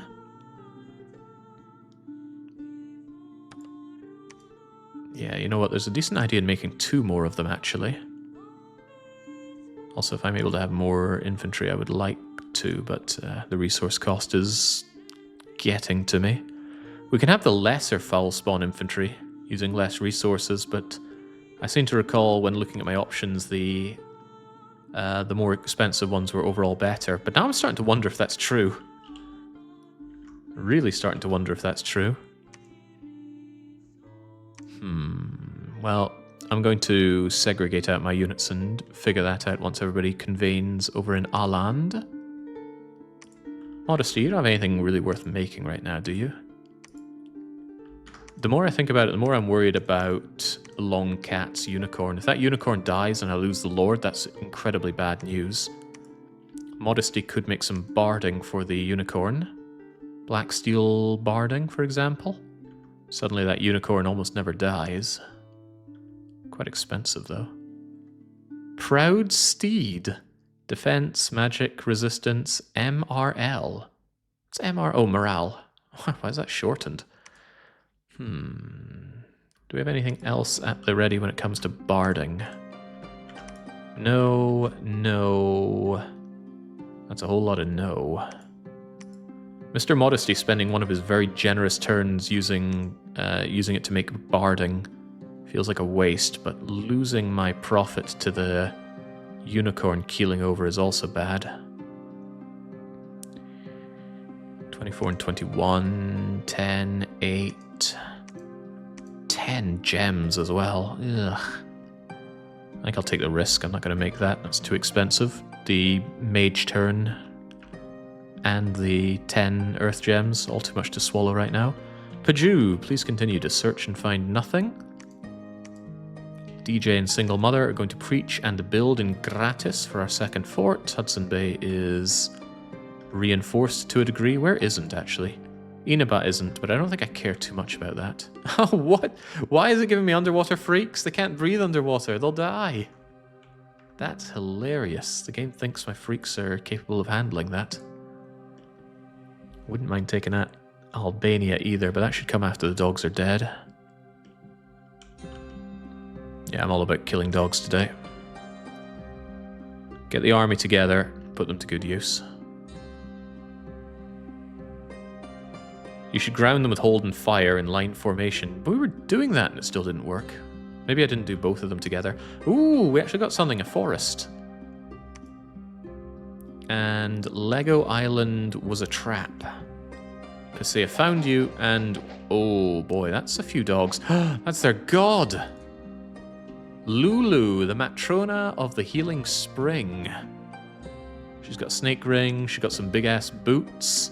She's wearing an ivy crown, but her protection is low. That is a god I can kill. Interesting, because you're a very similar titan to my god. I'm okay with killing a god today. Very interested in killing a god today, but now I know you're down in Lego Island with that. That must be how you secured the throne.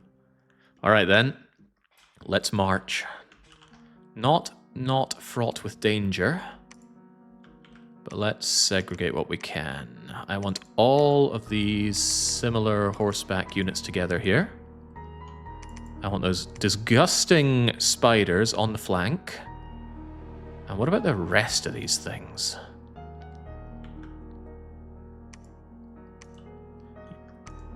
Looking at the morale, it's relatively fine.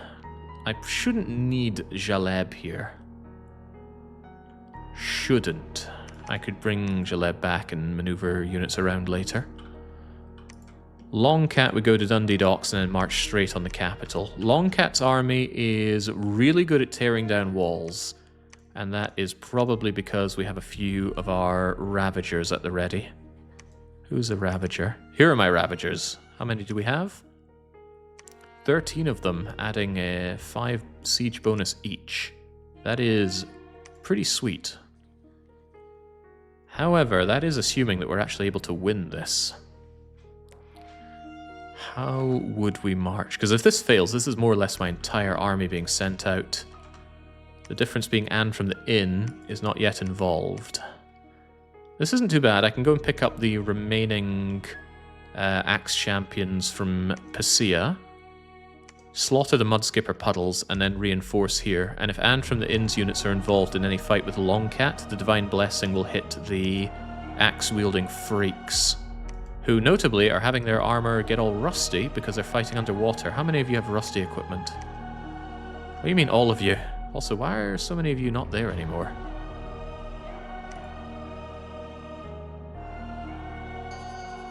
Or was this just always what I had?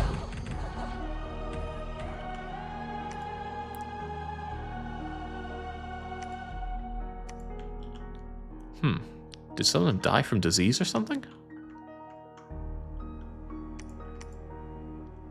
Should be 12. Oh, right. Eh?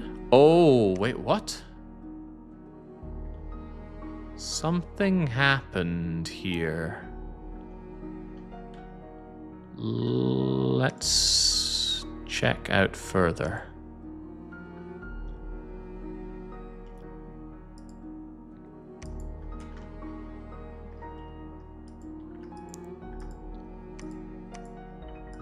What happened? You got your blessing. You went off to attack. You jump in and you slaughter. Business as usual so far. None of you are dead. In fact, you're all looking very, very healthy. There's a long dead hanging around for some reason. Oh, that was a retinue. Okay, everybody's nice and happy. Nobody died. One of you got fairly badly injured. Two of... well, just one of you, really. You're bleeding. Right, that explains it. You died from bleeding towards the end.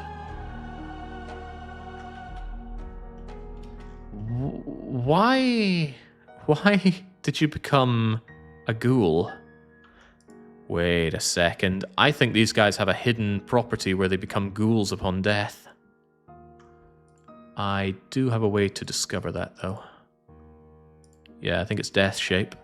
Right. Hold the phone here. I can actually load my mod into the Dom6 mod inspector if I play my cards right. I need to go to app data, roaming, Dominion 6, mods. I forget the name of this mod. I think I called it Mixo1, right? Load in the data. You can't see what I'm doing here, but you will momentarily. Then bring up the mod inspector. And now we want to find... what are these things called anyway? We want to find a Snowpiercer. Ravenous Snowpiercer, of which there's 2 for some reason. Would you look at that? When the Ravenous Snowpiercer gets wounded,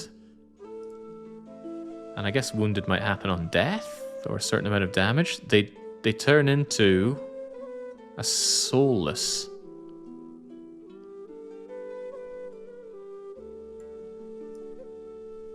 Notably, this thing is not amphibious, so it will die in water immediately.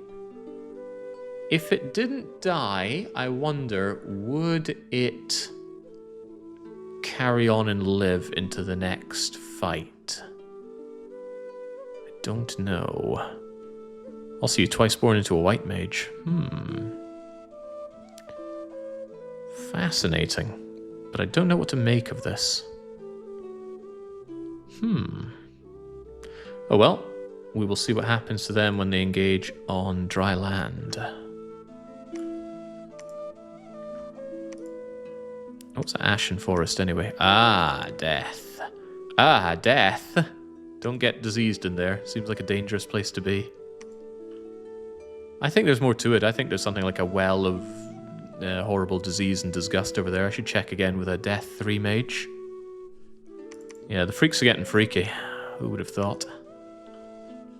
Okay, the Palisades are coming. Please bring me a temple as well. You'll go and search there and possibly build a laboratory, but I'd love to know if I can make this thing without a laboratory. After all, it doesn't have an inherent magic type, so maybe. But I'm not entirely sure. You preach while you're there. Mercury, god of commerce. This world's maybe not as... maybe not as cramped as I thought. It's certainly cramped over in my place for some reason. Go and check the underground, please, STJ. And now we are at the ready to go and slaughter the dogs. And having 2 more Axe Masters at this point may be okay. It doesn't show your wounded shape here, though. Ah, here we go. They have a pact with death, allowing them to live as a ghoul after death. That's it. Now, I don't know if they're going to stay around afterwards, but I guess we'll find out in due time. A lab would be needed for them to research either way. That's true. And I have no follow-up for that. That is true. At least we have a little bit of Dominion spreading here, but I have a funny feeling when it comes to Dominion, our nation ain't performing too good. And look at that, it's also on its way down. People are suckling my Dominion. Terrifying. And who would have thought I'm the lowest ranked player again?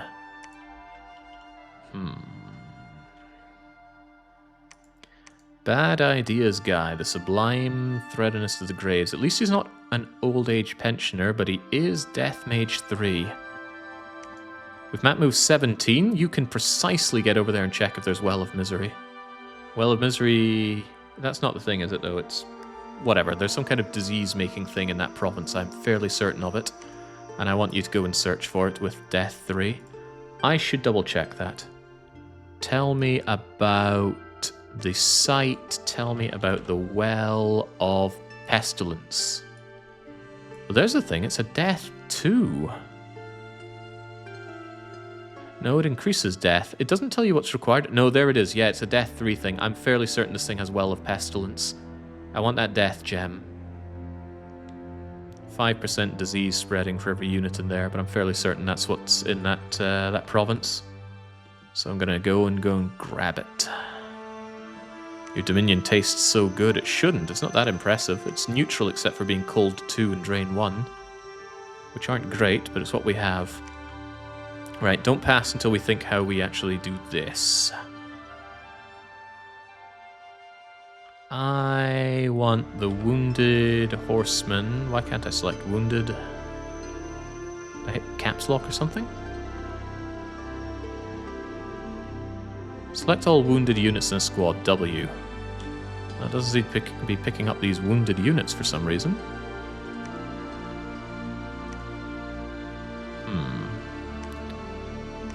Okay, good. My enemy doesn't have growth skills, so that won't weaken the ones that require that. It is weakened, guys. Come on. That wasn't him. That was him. And I guess I'll just give you 2 more at random. That's your bodyguards. I don't want you dying on the task here. You are my long cat after all. You're going to get the Divine Blessing off, and then you're going to stay behind the troops and probably cast spells. You guys... So my idea is that these guys die pretty horribly in a lot of ways, so perhaps what I need to do is have both of these guys on the flank Attack the rear immediately. Attack the... You also go for rear, actually. You guys are on attack rear. My large army of freaks right here are here to hold the line. Should I even double space them? The guys with wings are size 4. That could be a problem for me. Should I segregate them? No, because 4, 3, and 3 still adds up to 10, so the 4 size ones aren't a problem unless 2 4 sizes get together. All in all, you guys have amazing protection and crummy skills, so your job is to hold the line whilst the killing units go and slaughter everything else. If only that was web spit and not web. Okay, so you need to hold and attack the closest. You stay close.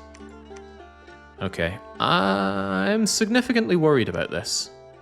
There's a lot of ways this could go wrong.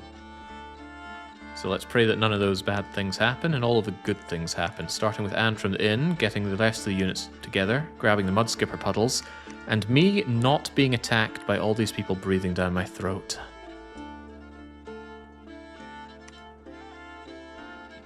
Not much I can do about that. Yeah, trust your freaks. I'm not sure I trust these freaks.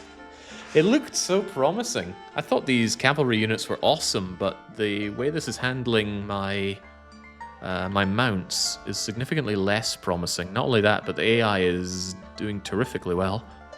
Maybe I shouldn't have given them the 3-turn advantage. Alright, here we go. Messengers. Lalbal and Pathena both declare war upon me, whilst I am attacking.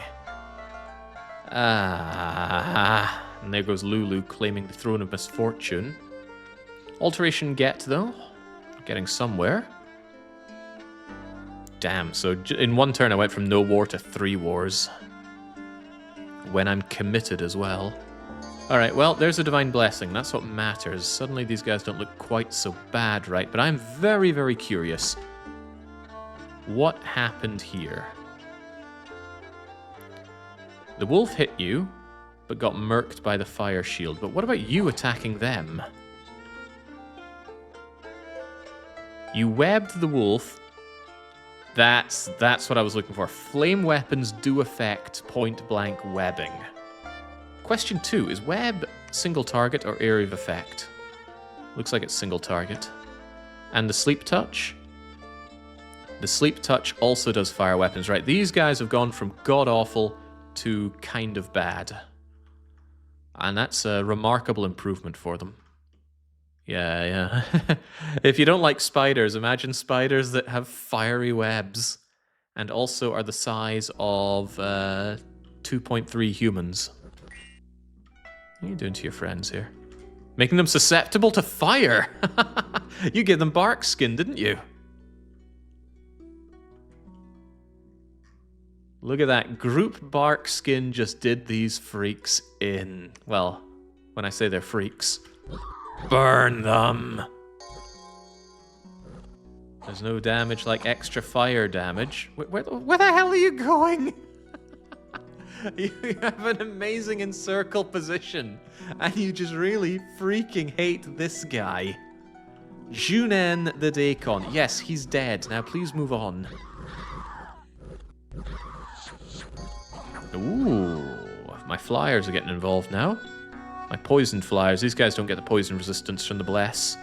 And these guys still have those poisonous barbs. But that's okay. These frontliners exist to die. Good to see the spiders doing what they do.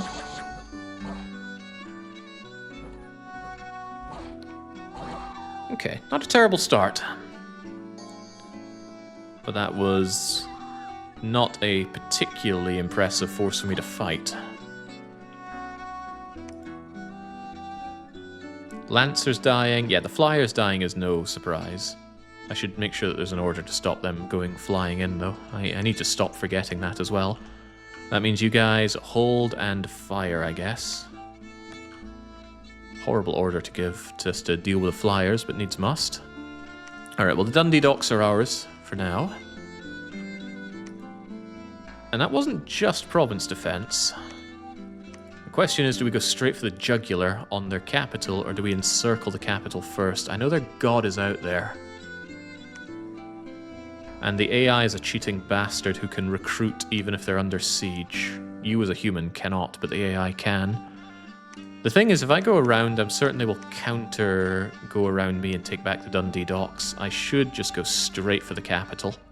Place it under siege, destroy it, and then completely gut them like that. Let's go and grab our half-decent units as best we can. I will give them to you as guards. And I will probably give this order around. There's no need for stay behind the troops, though, is there? Couldn't you just charge on in? The risk, of course, is that you get murdered, but I would like your units to actually get involved. And with this many, I shouldn't need that much blessing, right? So, let's say blessing, blessing... Stay behind, hold and fire in line formation so that you don't fly. Flying is cool, but it's not what I want these guys to do. Flying is more situational. Okay, I can go with that. I'm contemplating bringing in the other units here. Still contemplating, because I might want them for the other kinds of battles. It does slow them down on the movement, though, because they don't fly anymore. But let's face it, they're going to go here and they're going to go here. I don't see how that would be a problem. I'll tell you what's a problem. I'm at war now. Who am I at war with? You. Lalbal and Pathena. Pathena's right here. That's a big problem. Lalbal is huge. That's another problem. Also, they're going to attack right where I'm trying to build my fortification. I don't think any amount of freaks I throw onto this problem will douse that fire hard enough. It's also a reason that I might want to bring these units up north instead of down south. Like, hold gratis with them instead. That means my southern forces weakened significantly. But I don't want to lose the north. I've already invested quite a bit into it. If I gave you these units, would you still be able to get up there in one shot? Yes, you would. I'm not thrilled by the existence of these people. Well, they're not people, they're freaks. Also, you're not allowed, you're too slow. But at this point, I think every little helps. Attack the rear from here. And get those blessings off. Not entirely sure that'll be enough blessings, actually. I take it back, I want one more blessing.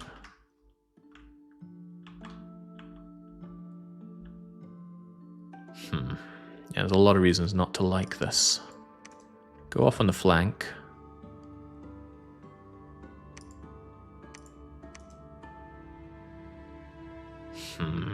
Yeah, I'm dissatisfied by this. How can I become more satisfied? I can leave N Raptor behind to bring in more reinforcements in the future. You guys get over here and protect this, at least until we have a fort. Hudson Bay is at risk. You're at risk.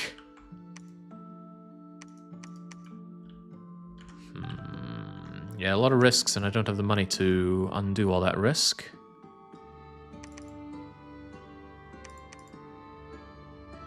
Rough. I'm not even making commanders here. Oh, come on, I'm gonna have to make commanders. Jaleb is there. Jaleb could bring in reinforcements north or south. I think you'll wait until there are a few more to bring, though. They're only size of 2.1 humans here. A human is size 3, and those things are 7 size. That's 2 1/3 of a 3. Unless I'm doing my Scottish maths again. It's been known to happen. Tonasir, keep your eyes on Neverwinter. Ceres, keep your eyes on Rainbow Road. No, Rainbow Road has been taken. Zaleb could take Mudskipper. Could. And I still do want Mudskipper puddles. But I don't think that's the main priority right now. Also, I'm not entirely sure this would take Mudskipper. They're going to have actual... they're going to have province defense here. Don't believe this thing that says free from enemy units. I don't believe it. Neither should you. It is tempting to move in, though. I'd love to complete my cap circle. I'm not convinced this would be enough, though. Alright, well, if nothing else, you can go and enter Lethal City.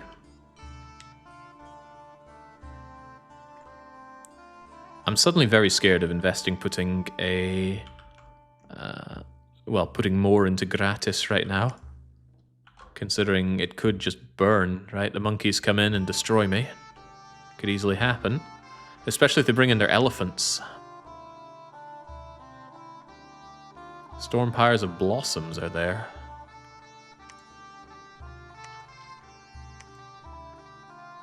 That's a Storm Pyre of Blossom. 55 hit points, 21 protection, massive strength, decent skills, several attacks.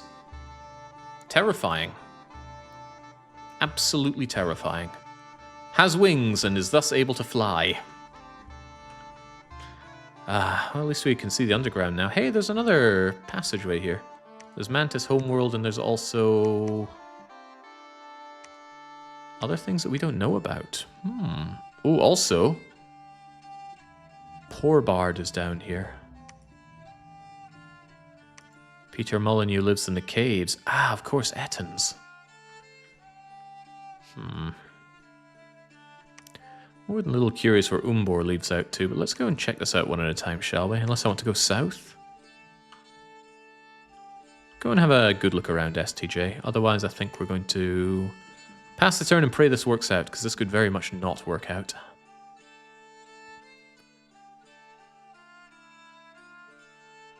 Well, I'm under attack. That's a bad sign. We found the Banefield Braziers.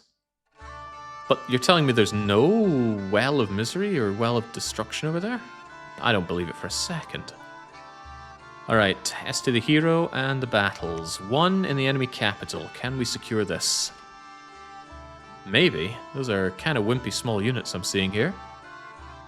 Ah, Clockwork Champions.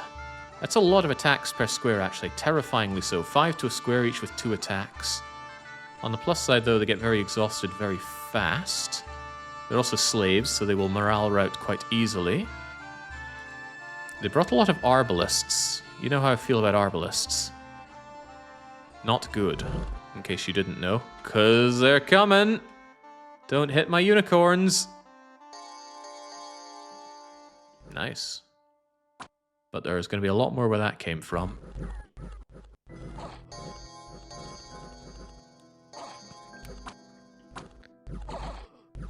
Okay, yeah, I do need to cleave through these guys really fast before their arbalists tear me apart. Front line needs to hold.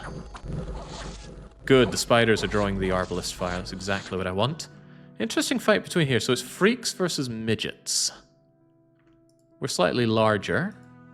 But they're actually better protected with protection 15? I think they're going to slice through my freaks, and that's going to leave my commanders in a lot of hot water. Well, front line of freaks are there to die. On the plus side, if I can send their back line packing, we should be able to encircle them as long as the line can hold. Does that look like a holding line to you? The encirclement of a larger force with a smaller force. My elite cavalry are taking too long, though. I think my commanders are in deep doo-doo. Oh, hey, look, there we go. There's a smart mount running away. Commander ran away. You're going to go back home and make a cheaper recruit for me. Okay, we did force a morale rout on them, though. I don't think that smart mount is going to be smart enough to survive. Nope. Right, cleave them apart. Don't let them retreat into the shelter of their castle. Because that's just going to be more for us to deal with in the future.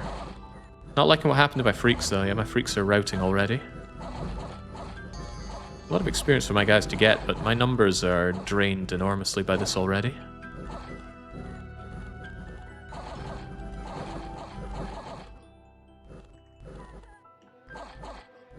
Yeah, suddenly my force has turned into a bit of a joke.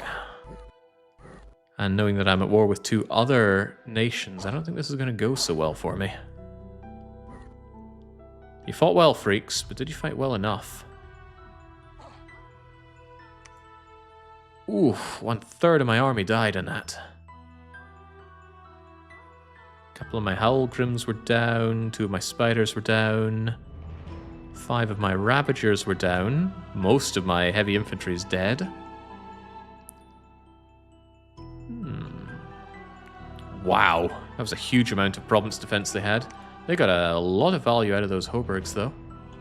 The Clockwork Haubergs really ripped through us. Are the freaks cheap, at least? Not really. I'm struggling to see the upside. I can see why the AI completely died when playing as the Freak Nation when I had them before. Right, Bithynia want my Shambler province, and they're certainly getting it. Oh boy.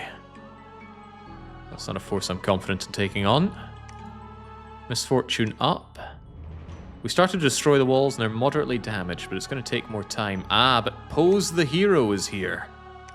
Pose the Hero has enormous access to magic and unfortunately is old and will die. They're 100 years old, max age of 50. That's pretty bad, but I'll try my best to keep you alive. The AI is on difficulty. However, I gave them a 3-turn advantage, and I'm immediately regretting giving them a 3-turn advantage. As in, I just passed 3 turns. Because I very immediately got cornered here. Yeah, so there goes my farmland. I like that farmland.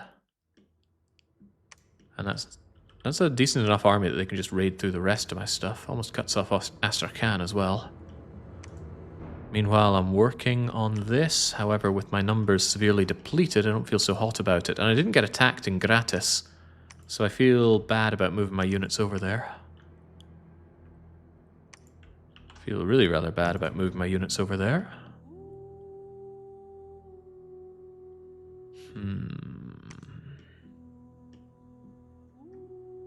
I wonder if that broke the back of you. Probably not, because that wasn't your main army, was it? No, your main army is down in Lego Island. Anything I can do to help myself here? I think Clockwork Soldiers will get me out of this. Too low level and anything to help out. Ceres, tell me about Bornholm et al. Bad Ideas guy searched and did not find a well of misery here. I'm really, really surprised at that. Would you like to explore more? I would like you to explore more. Attempting to send Zerleb into the Mudskipper puddles with this significantly lower army now. I think I shall.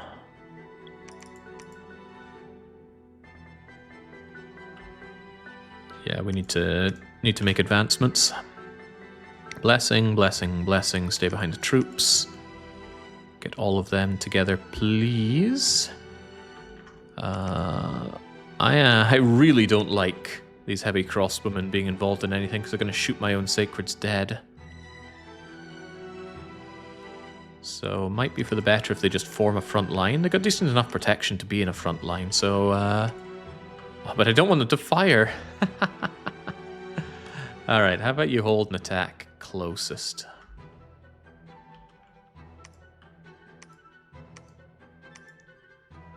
And then all of you just go on a rampage towards the back, please. You attack rear. Hopefully that'll do some work, but it might not. But we are quite likely going to lose a fair chunk of this, because... yeah, look at that. Pathena want a piece of me. I think they want more than just a piece. This won't be enough to deflect anything. But at the same time, I would like to keep this place safe. Death and heat brought up in gratis. What a horrible province. Look at that, it's 4 death. I hope I'm not about to find that it's also got disease. Actually, how does it have 4 death? I get this maximum of 2 increase, but there seems like there's something else boosting heat and death here. The mind boggles. While we're at it, may as well preach. Our poor Dominion is getting ravaged here. Yeah, Lalbal is like the last one I wanted to have to fight here, because he's got all this land completely uncontested. Whilst I'm feeling rather contested, everyone on my border is fighting me, aside from the crab people. And that might just be a matter of time. Worth noting the water temple could be mine. Nothing stopping me taking it, so to speak. Except for all the war.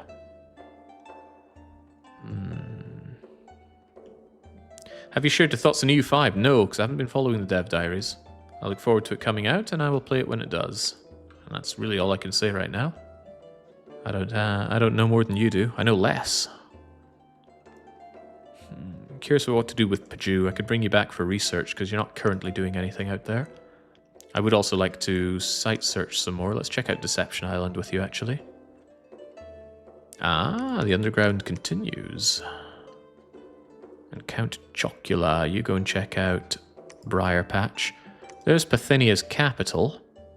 If I just hesitated by one turn, like my original plan was, I would have ended up at war and I would not have started a fight with the dogs.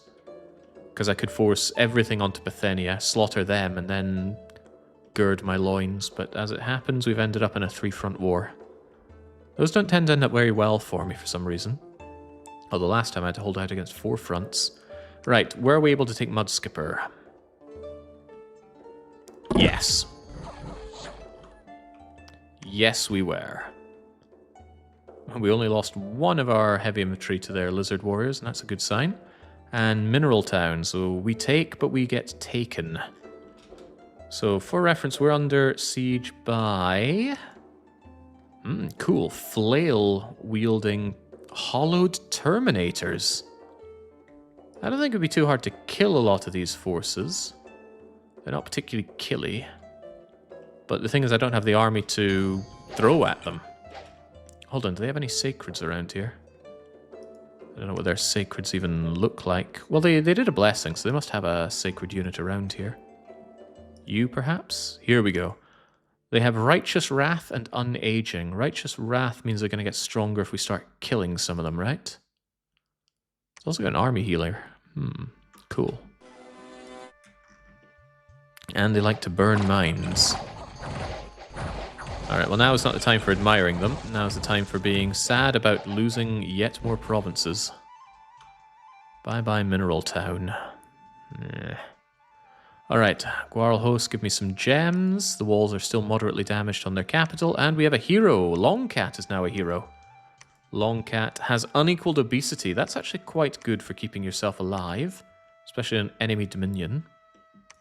As we try and break down the walls of Jericho here. Does that mean I have what it takes to go and send out more units for reinforcing breaking those walls down? I would certainly like to. Especially if we have the ones that specialize in breaking walls down. The spiders are too slow. So there we go. We can get the... We can get Enraptor and co over there on the double. And that's at least another... That's funny. It shows you how much the entire province's destruction of wall value is, but not just what this is, sadly. Do I reinforce everything there? Currently, I'm just getting absolutely shafted by Pathina, because I'm not throwing anything back at them. But the way I see it, I don't have anything to throw back at them. These guys would just die, and I'm busy taking this. Maybe I do take... Oh, lordy. Remember, their goddess is here. Lulu, matron of the Healing Spring, is ready to come and crack something open on me. I don't think the Longcat is long for this world. I don't think I can have you on attack rear anymore. I need you on save my bacon mode. You're going to hold the front line here, and you're going to attack closest. That'll do. That'll have to do. You're on search duty, the bad ideas guy. You have tried and failed to find me anything of value here. And, ooh, Altsa was also underground. And there's another way. Ooh, takes us out to Socotra. This world's more interconnected than I thought. About half an hour ago, a trailer for Kingdom Come Deliverance 2 DLC dropped. I'm sure Helpful Henry wouldn't like it. I don't know what it contains. Do enlighten me, please. Must have gone live when I started this. I've been at this for 3.5 hours and it's not looking good. Oh, we are squeezed. Not in a good way. I don't think investing in province defense is going to save anything, but I could try it for Grofheim.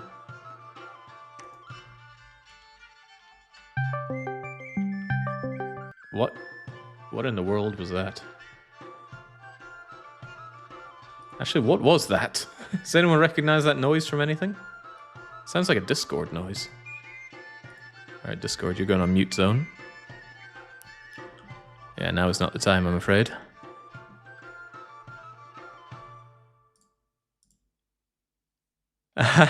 Okay, I'm getting a message about, oops, sorry. Don't you worry.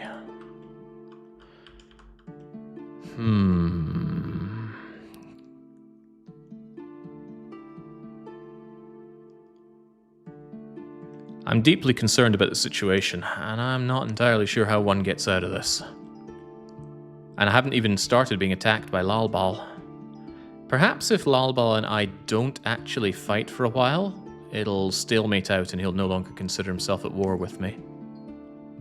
So I'm going to tread gingerly and hope that he doesn't come knocking. This is already asking for a lot of things that don't deserve to go nicely Should I take the Armored Fist of God, actually? I think I'm desperate enough for this. I'm going to purchase the Armored Fist of God for 600 simoleons, and they're going to help me lay siege to this. What about the Damned Legion? I think that's just a load of long deads. That would not be particularly useful. But it would help me tear down this wall, so I bid on them as well. I'm out of money for bidding, so I guess not. Ugh, man, they've got big armies here. My capital could be in grave danger. My capital is in grave danger. And that will stop me from recruiting and hurt my income greatly. Oh well, sometimes you just gotta get through days like this. Oh, I like what I see. Okay, we're on one step at a time. We found a magical site. It was an enchanted tomb. And we found nothing elsewhere. There was a big battle on their capital. The only reason there would be a capital fight is if they tried to break the siege or they brought in reinforcements. Of course they brought in reinforcements. The spiders are at the ready to take the killing for me. Enraptor, I'm starting to think I didn't give you correct orders, Enraptor. But that's okay, we have Divine Blessing on our side. The enemy, however, has automatic blessing because their god is here. If you fight alongside your god inside their dominion, you get the auto bless. Morale, defense, blur. Hit points, berserking, and swamp survival. However, I don't think they have many sacreds here. I take it back, they have a lot of sacreds here. Oh dear. Well, I have an inkling that this fight goes alright. Although, this is what I mean about not giving the correct orders here. These guys should not be jumping to the back line. And for that, they get utterly shreked. Go, my spiders. Go. Fiery web them to death, please. There's their goddess. Whoa, where'd the goddess get all these lumber constructs from?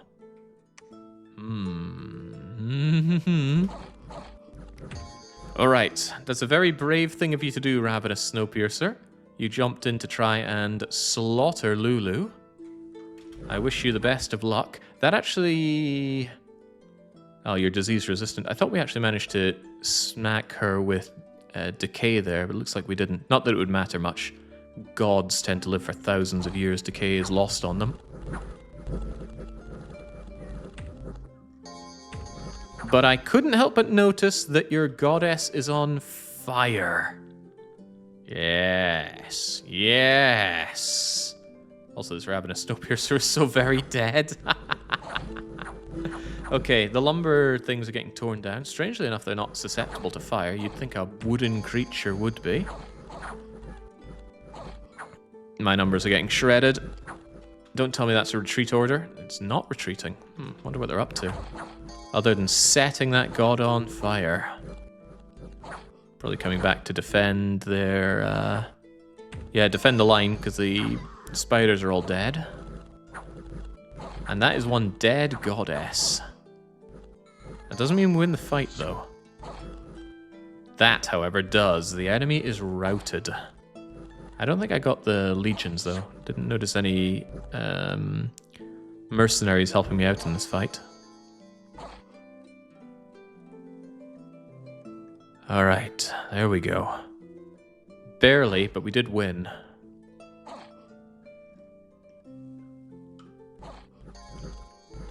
Beautiful. Alright, wow, what losses. For them, for me I only lost half of my units. For them they lost just about everything. That said though, I didn't have a lot to spare. That hurt a lot. But I love this follow-up message. You killed our god! The war will not end until every one of your people is dead. That'd be our dead. Swinglish, please. Dominion, sloth, resources down. Palisades complete. The wars... Pardon me, the walls are severely damaged. And the... Wait, I did get the Armored Fist of God. Couldn't help but notice she didn't help me in that fight there. Oh well, we have what we have. Even if what we have is not much. Ooh, times are still pretty bad here, though. Naturally, we're still at war with 3 other nations. Bad ideas, Guy, and Peugeot, I need you back there, I think. Unless I really, really want to search for more sites, and I think I have to. I need something. Just huddling down and sucking my thumbs is not going to save me here.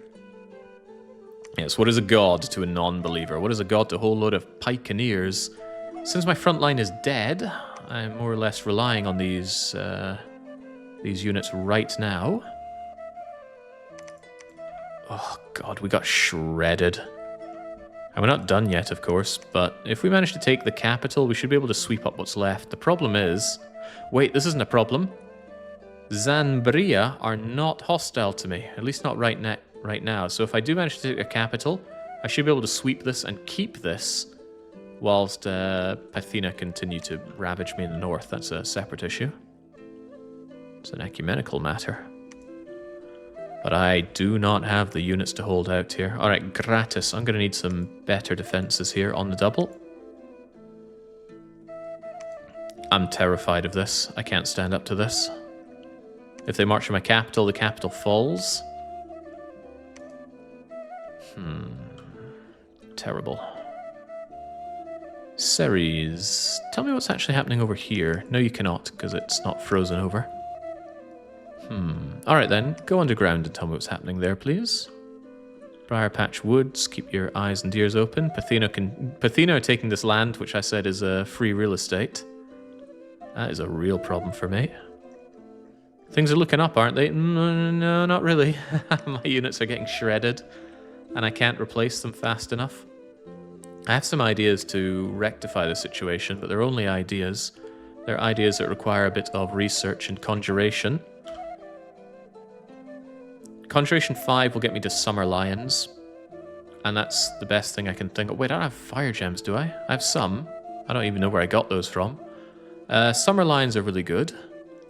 Notably, they're going to be less good in all of this cold, but the best thing I can think of investing in right now, unless you think there's some kind of death thing I can do. Wraith Lords, you say? They'd get me out of this pickle. But that's not what I'm looking for right now. Alright, get that researching going and get me up to Conjuration 5 for Summer Lions, please.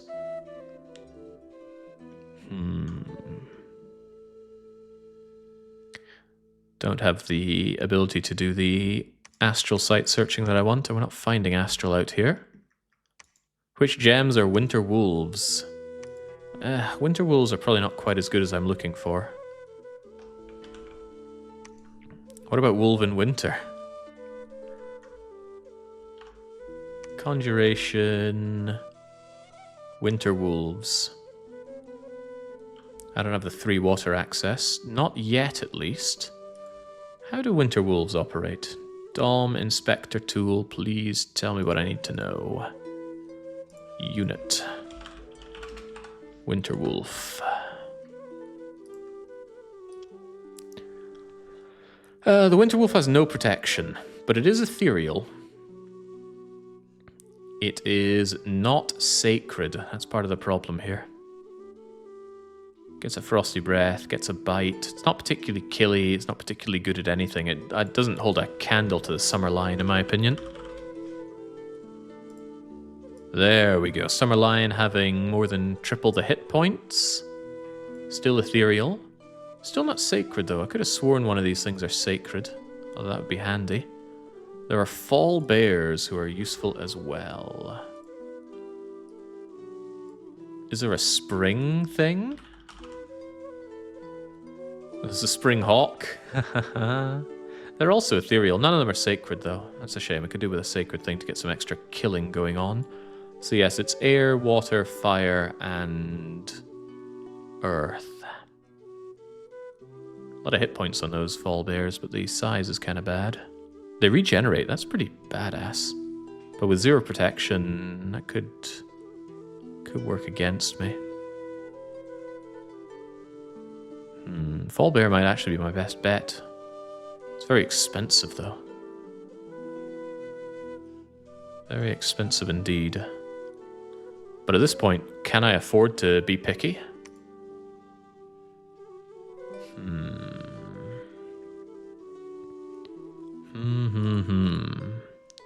How far are we from flesh golems? Is that a thing?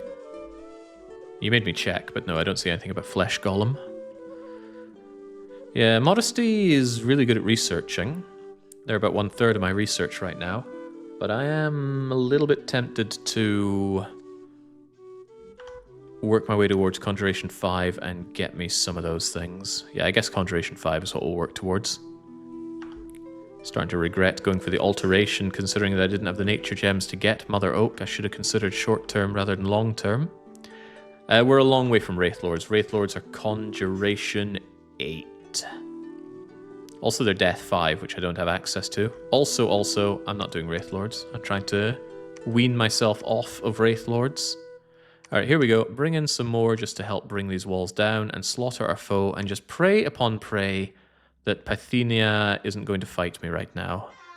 But they are. They're totally going to fight me. There's no reason they wouldn't. They have the advantage. They have the numbers on my doorstep. I'm in hot water, but I'd like to secure this before I deal with my own capital. Problem is, my capital just won't last long, will it? That fortification will fall in no time. Well, doesn't that just suck? Get those pikeneers, I don't know, on the side?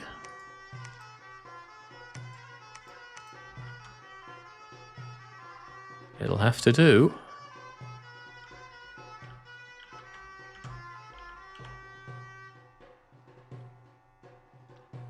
The walls are severely damaged, and I'm not under further attack, which is nice.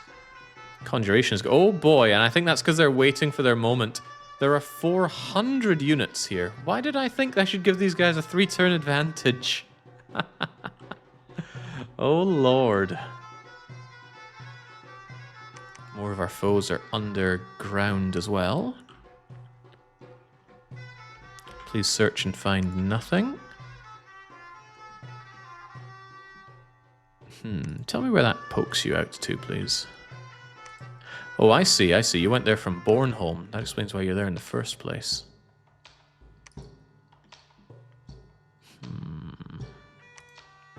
I'll take you out at Socotra, but at least it'll give me more information about the map. Having a hard time bringing these walls down. Maybe I should have brought in the damned Legion after all. Fortunately, continuing my contract with the Armoured Fist of God is relatively cheaper after I get them the first time, but the AI can still be a real pain in how aggressively they pursue mercenaries. Getting a few more numbers here, that's quite useful.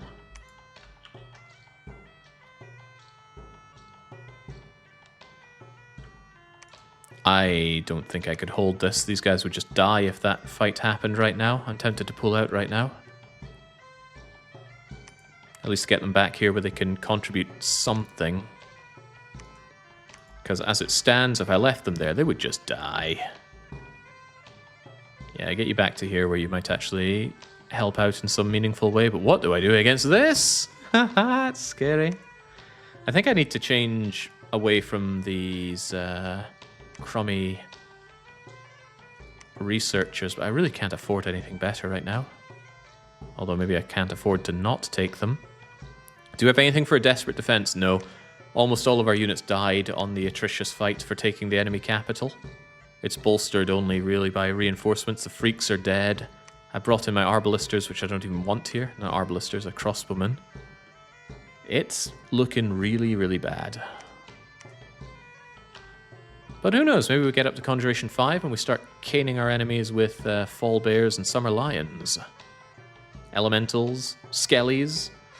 Elementals, huh? I don't really have elemental magic path. I've got more... What's the other kind called? One's elemental and the other is... sorcery, I think it's called. Death and blood and glamour is sorcery. Ooh, hello. Enchanted tomb in a witch's bog, you say? That would be nice if I had access to it, but for some reason I don't. Ouch. Okay, it seems there was a battle in my capital. Ah.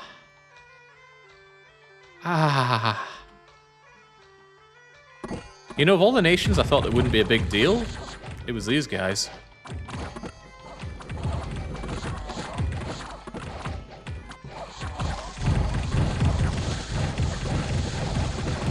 Wow, a lot of their numbers are retreating. That's not retreating, that's actually just killing my units. Okay, we might know a thing or two about retreating. Ah, bums.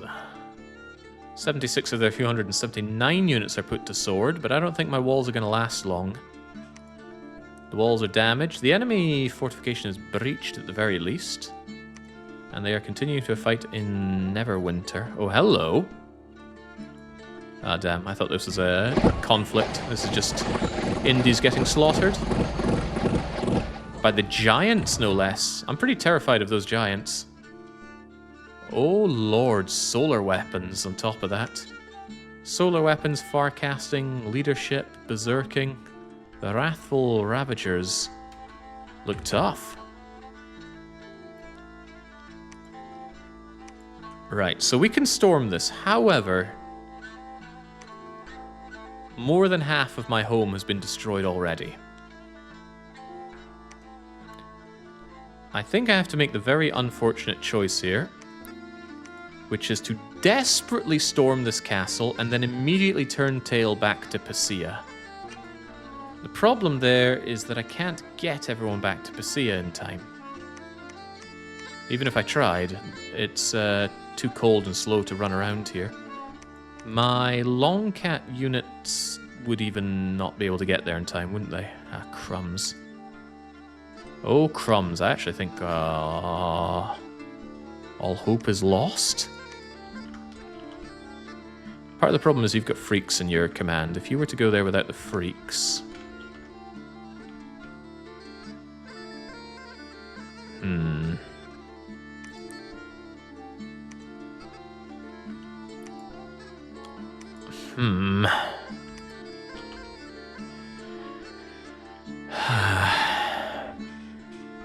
I could bring these units back to desperately defend my homeland at the expense of them not being here for this fight. I think they're my only way to actually take this fort, though. Migrating south isn't an option. I'd lose all my ability to do recruiting at my home. Not to mention the scales would be all off down here. You won't get to live long enough to fight that. I'm thinking that as well. Can you cast anything to keep us alive here? That sounds a lot like no.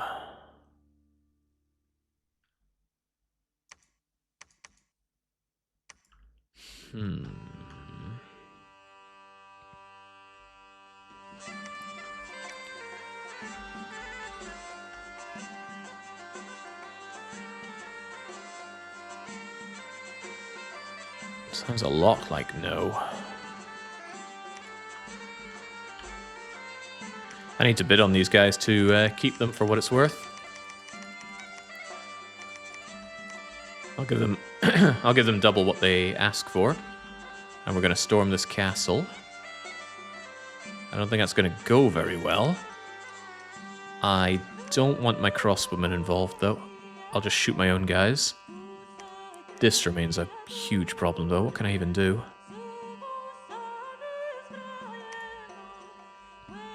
Modesty's going to have to get out there and help. Is there anything I can research in one day to help me out here? Fire evocations, conjurations. I can get lesser fire elementals to maybe help, but they're going to be weakened by the cold in the sky here. I guess it's anyone's guess how we get out of this one alive. And we might not. Yeah, how about we turn the other cheek?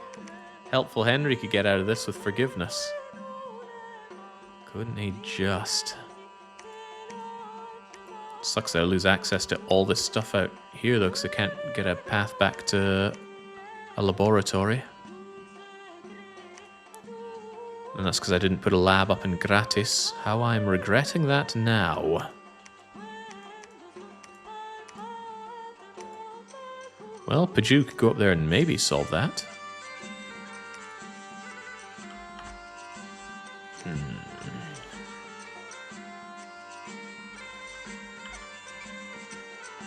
This'll hurt. There we go. My capital has been breached. But there was a battle over here. Oh god, and I don't think it's a battle we win.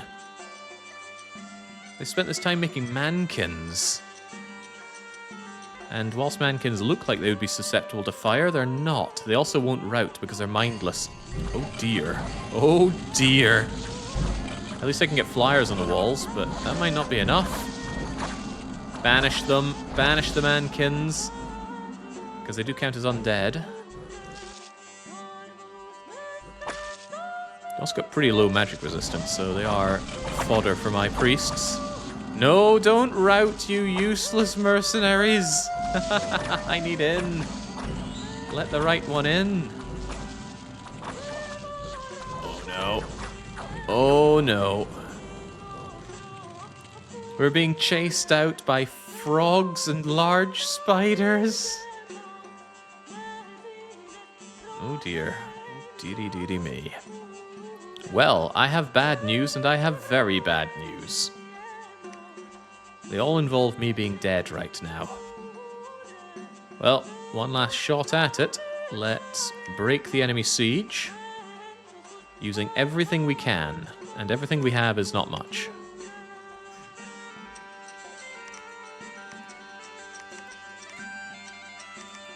On the plus side, we all get auto blessed in this. +3 morale bonus. Alright, then you're taking command. You're a slightly better leader than Anne from the Inn. You're even taking the bodyguard. Did you forget to pay indulgence to your god, Jake? Explains why you're dying. Yeah, we're absolutely dying. I somewhat think that giving my enemy that advantage was foolishly naive of me. But also my freaks did not work in a few of the ways I wanted to. I couldn't get my explosive expansion done because the Sacred Cavalry was not as good as I had hoped. I guess that's why people test their builds, huh? Modesty, it's not your... Oh, you stop with that. Alright, let's not overthink this. Modesty, you are in charge of everything. Just take all the gems and do what you think will do best.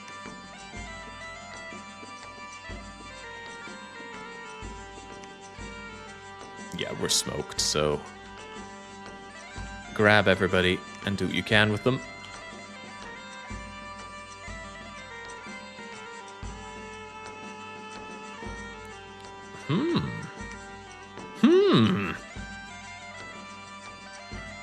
Well, there are a lot of them, but I've got my god here, you see.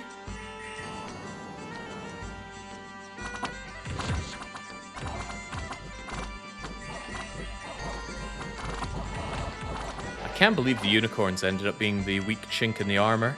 and this is absolutely the weak point of my cavalry, is the horse itself. For protection, they easily die, and for whatever reason, the rider dies if the horse goes. And that's what stopped my cavalry giving me an explosive start here.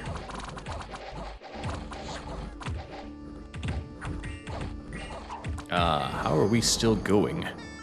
Also, what's with the ethereal? Did you do, like, mass ethereal? Possibly. Can't believe my units are holding. In fact, we're sending a rout here. And my god's getting involved, even though I gave him no armor whatsoever. Modesty is marching in with no weapon but his own fist. But his fist is imbued with flame.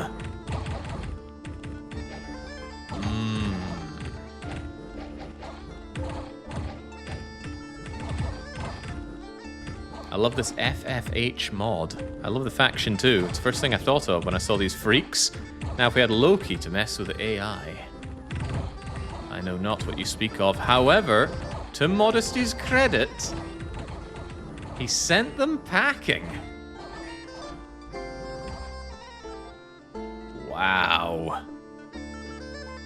Not only that, although you took quite the beating there, you did not get any afflictions. Good job, Modesty. God saving Jake another day. Hey now. And from the inn's unbreakable skin is spoke about in legends. Anyway, I think with a heavy heart I'm going to have to hang up my sandals on this one. We have undoubtedly been destroyed here. This is like that point in chess when you realize you don't have a winning solution here. We're cornered, our dominion is dying, our army is completely dead. The only thing we still have is Modesty. So I think we'd better resign at this point. Mistakes were made. I thought my elite cavalry were better than they are. I should not be giving the AI that kind of advantage. Not when we've got them breathing down us like that. But also immediately being at war with 3 nations on the same turn, that really, really hurt. Yeah, that plus giving them the advantage is not what we're up for. I think I should have it on difficult mode and not give them the advantage. Especially when they're getting nice nations like this. Hard to win with Modesty. Yeah, we needed more of a plan here. And the freaks were not the way forward, it seems. However, it'll be interesting to see what happens when I fight against the freaks. I'm keen to play as these other nations and fight against them. I like rolling these nations and then seeing both how they fight as and against. So we'll play with a different one of these nations next time. Don't we already have tomorrow set aside for dominions?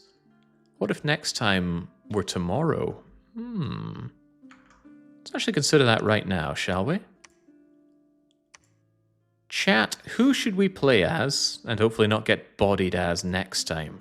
We've got the Abyssians, the lava-born, also somewhat crossbred individuals.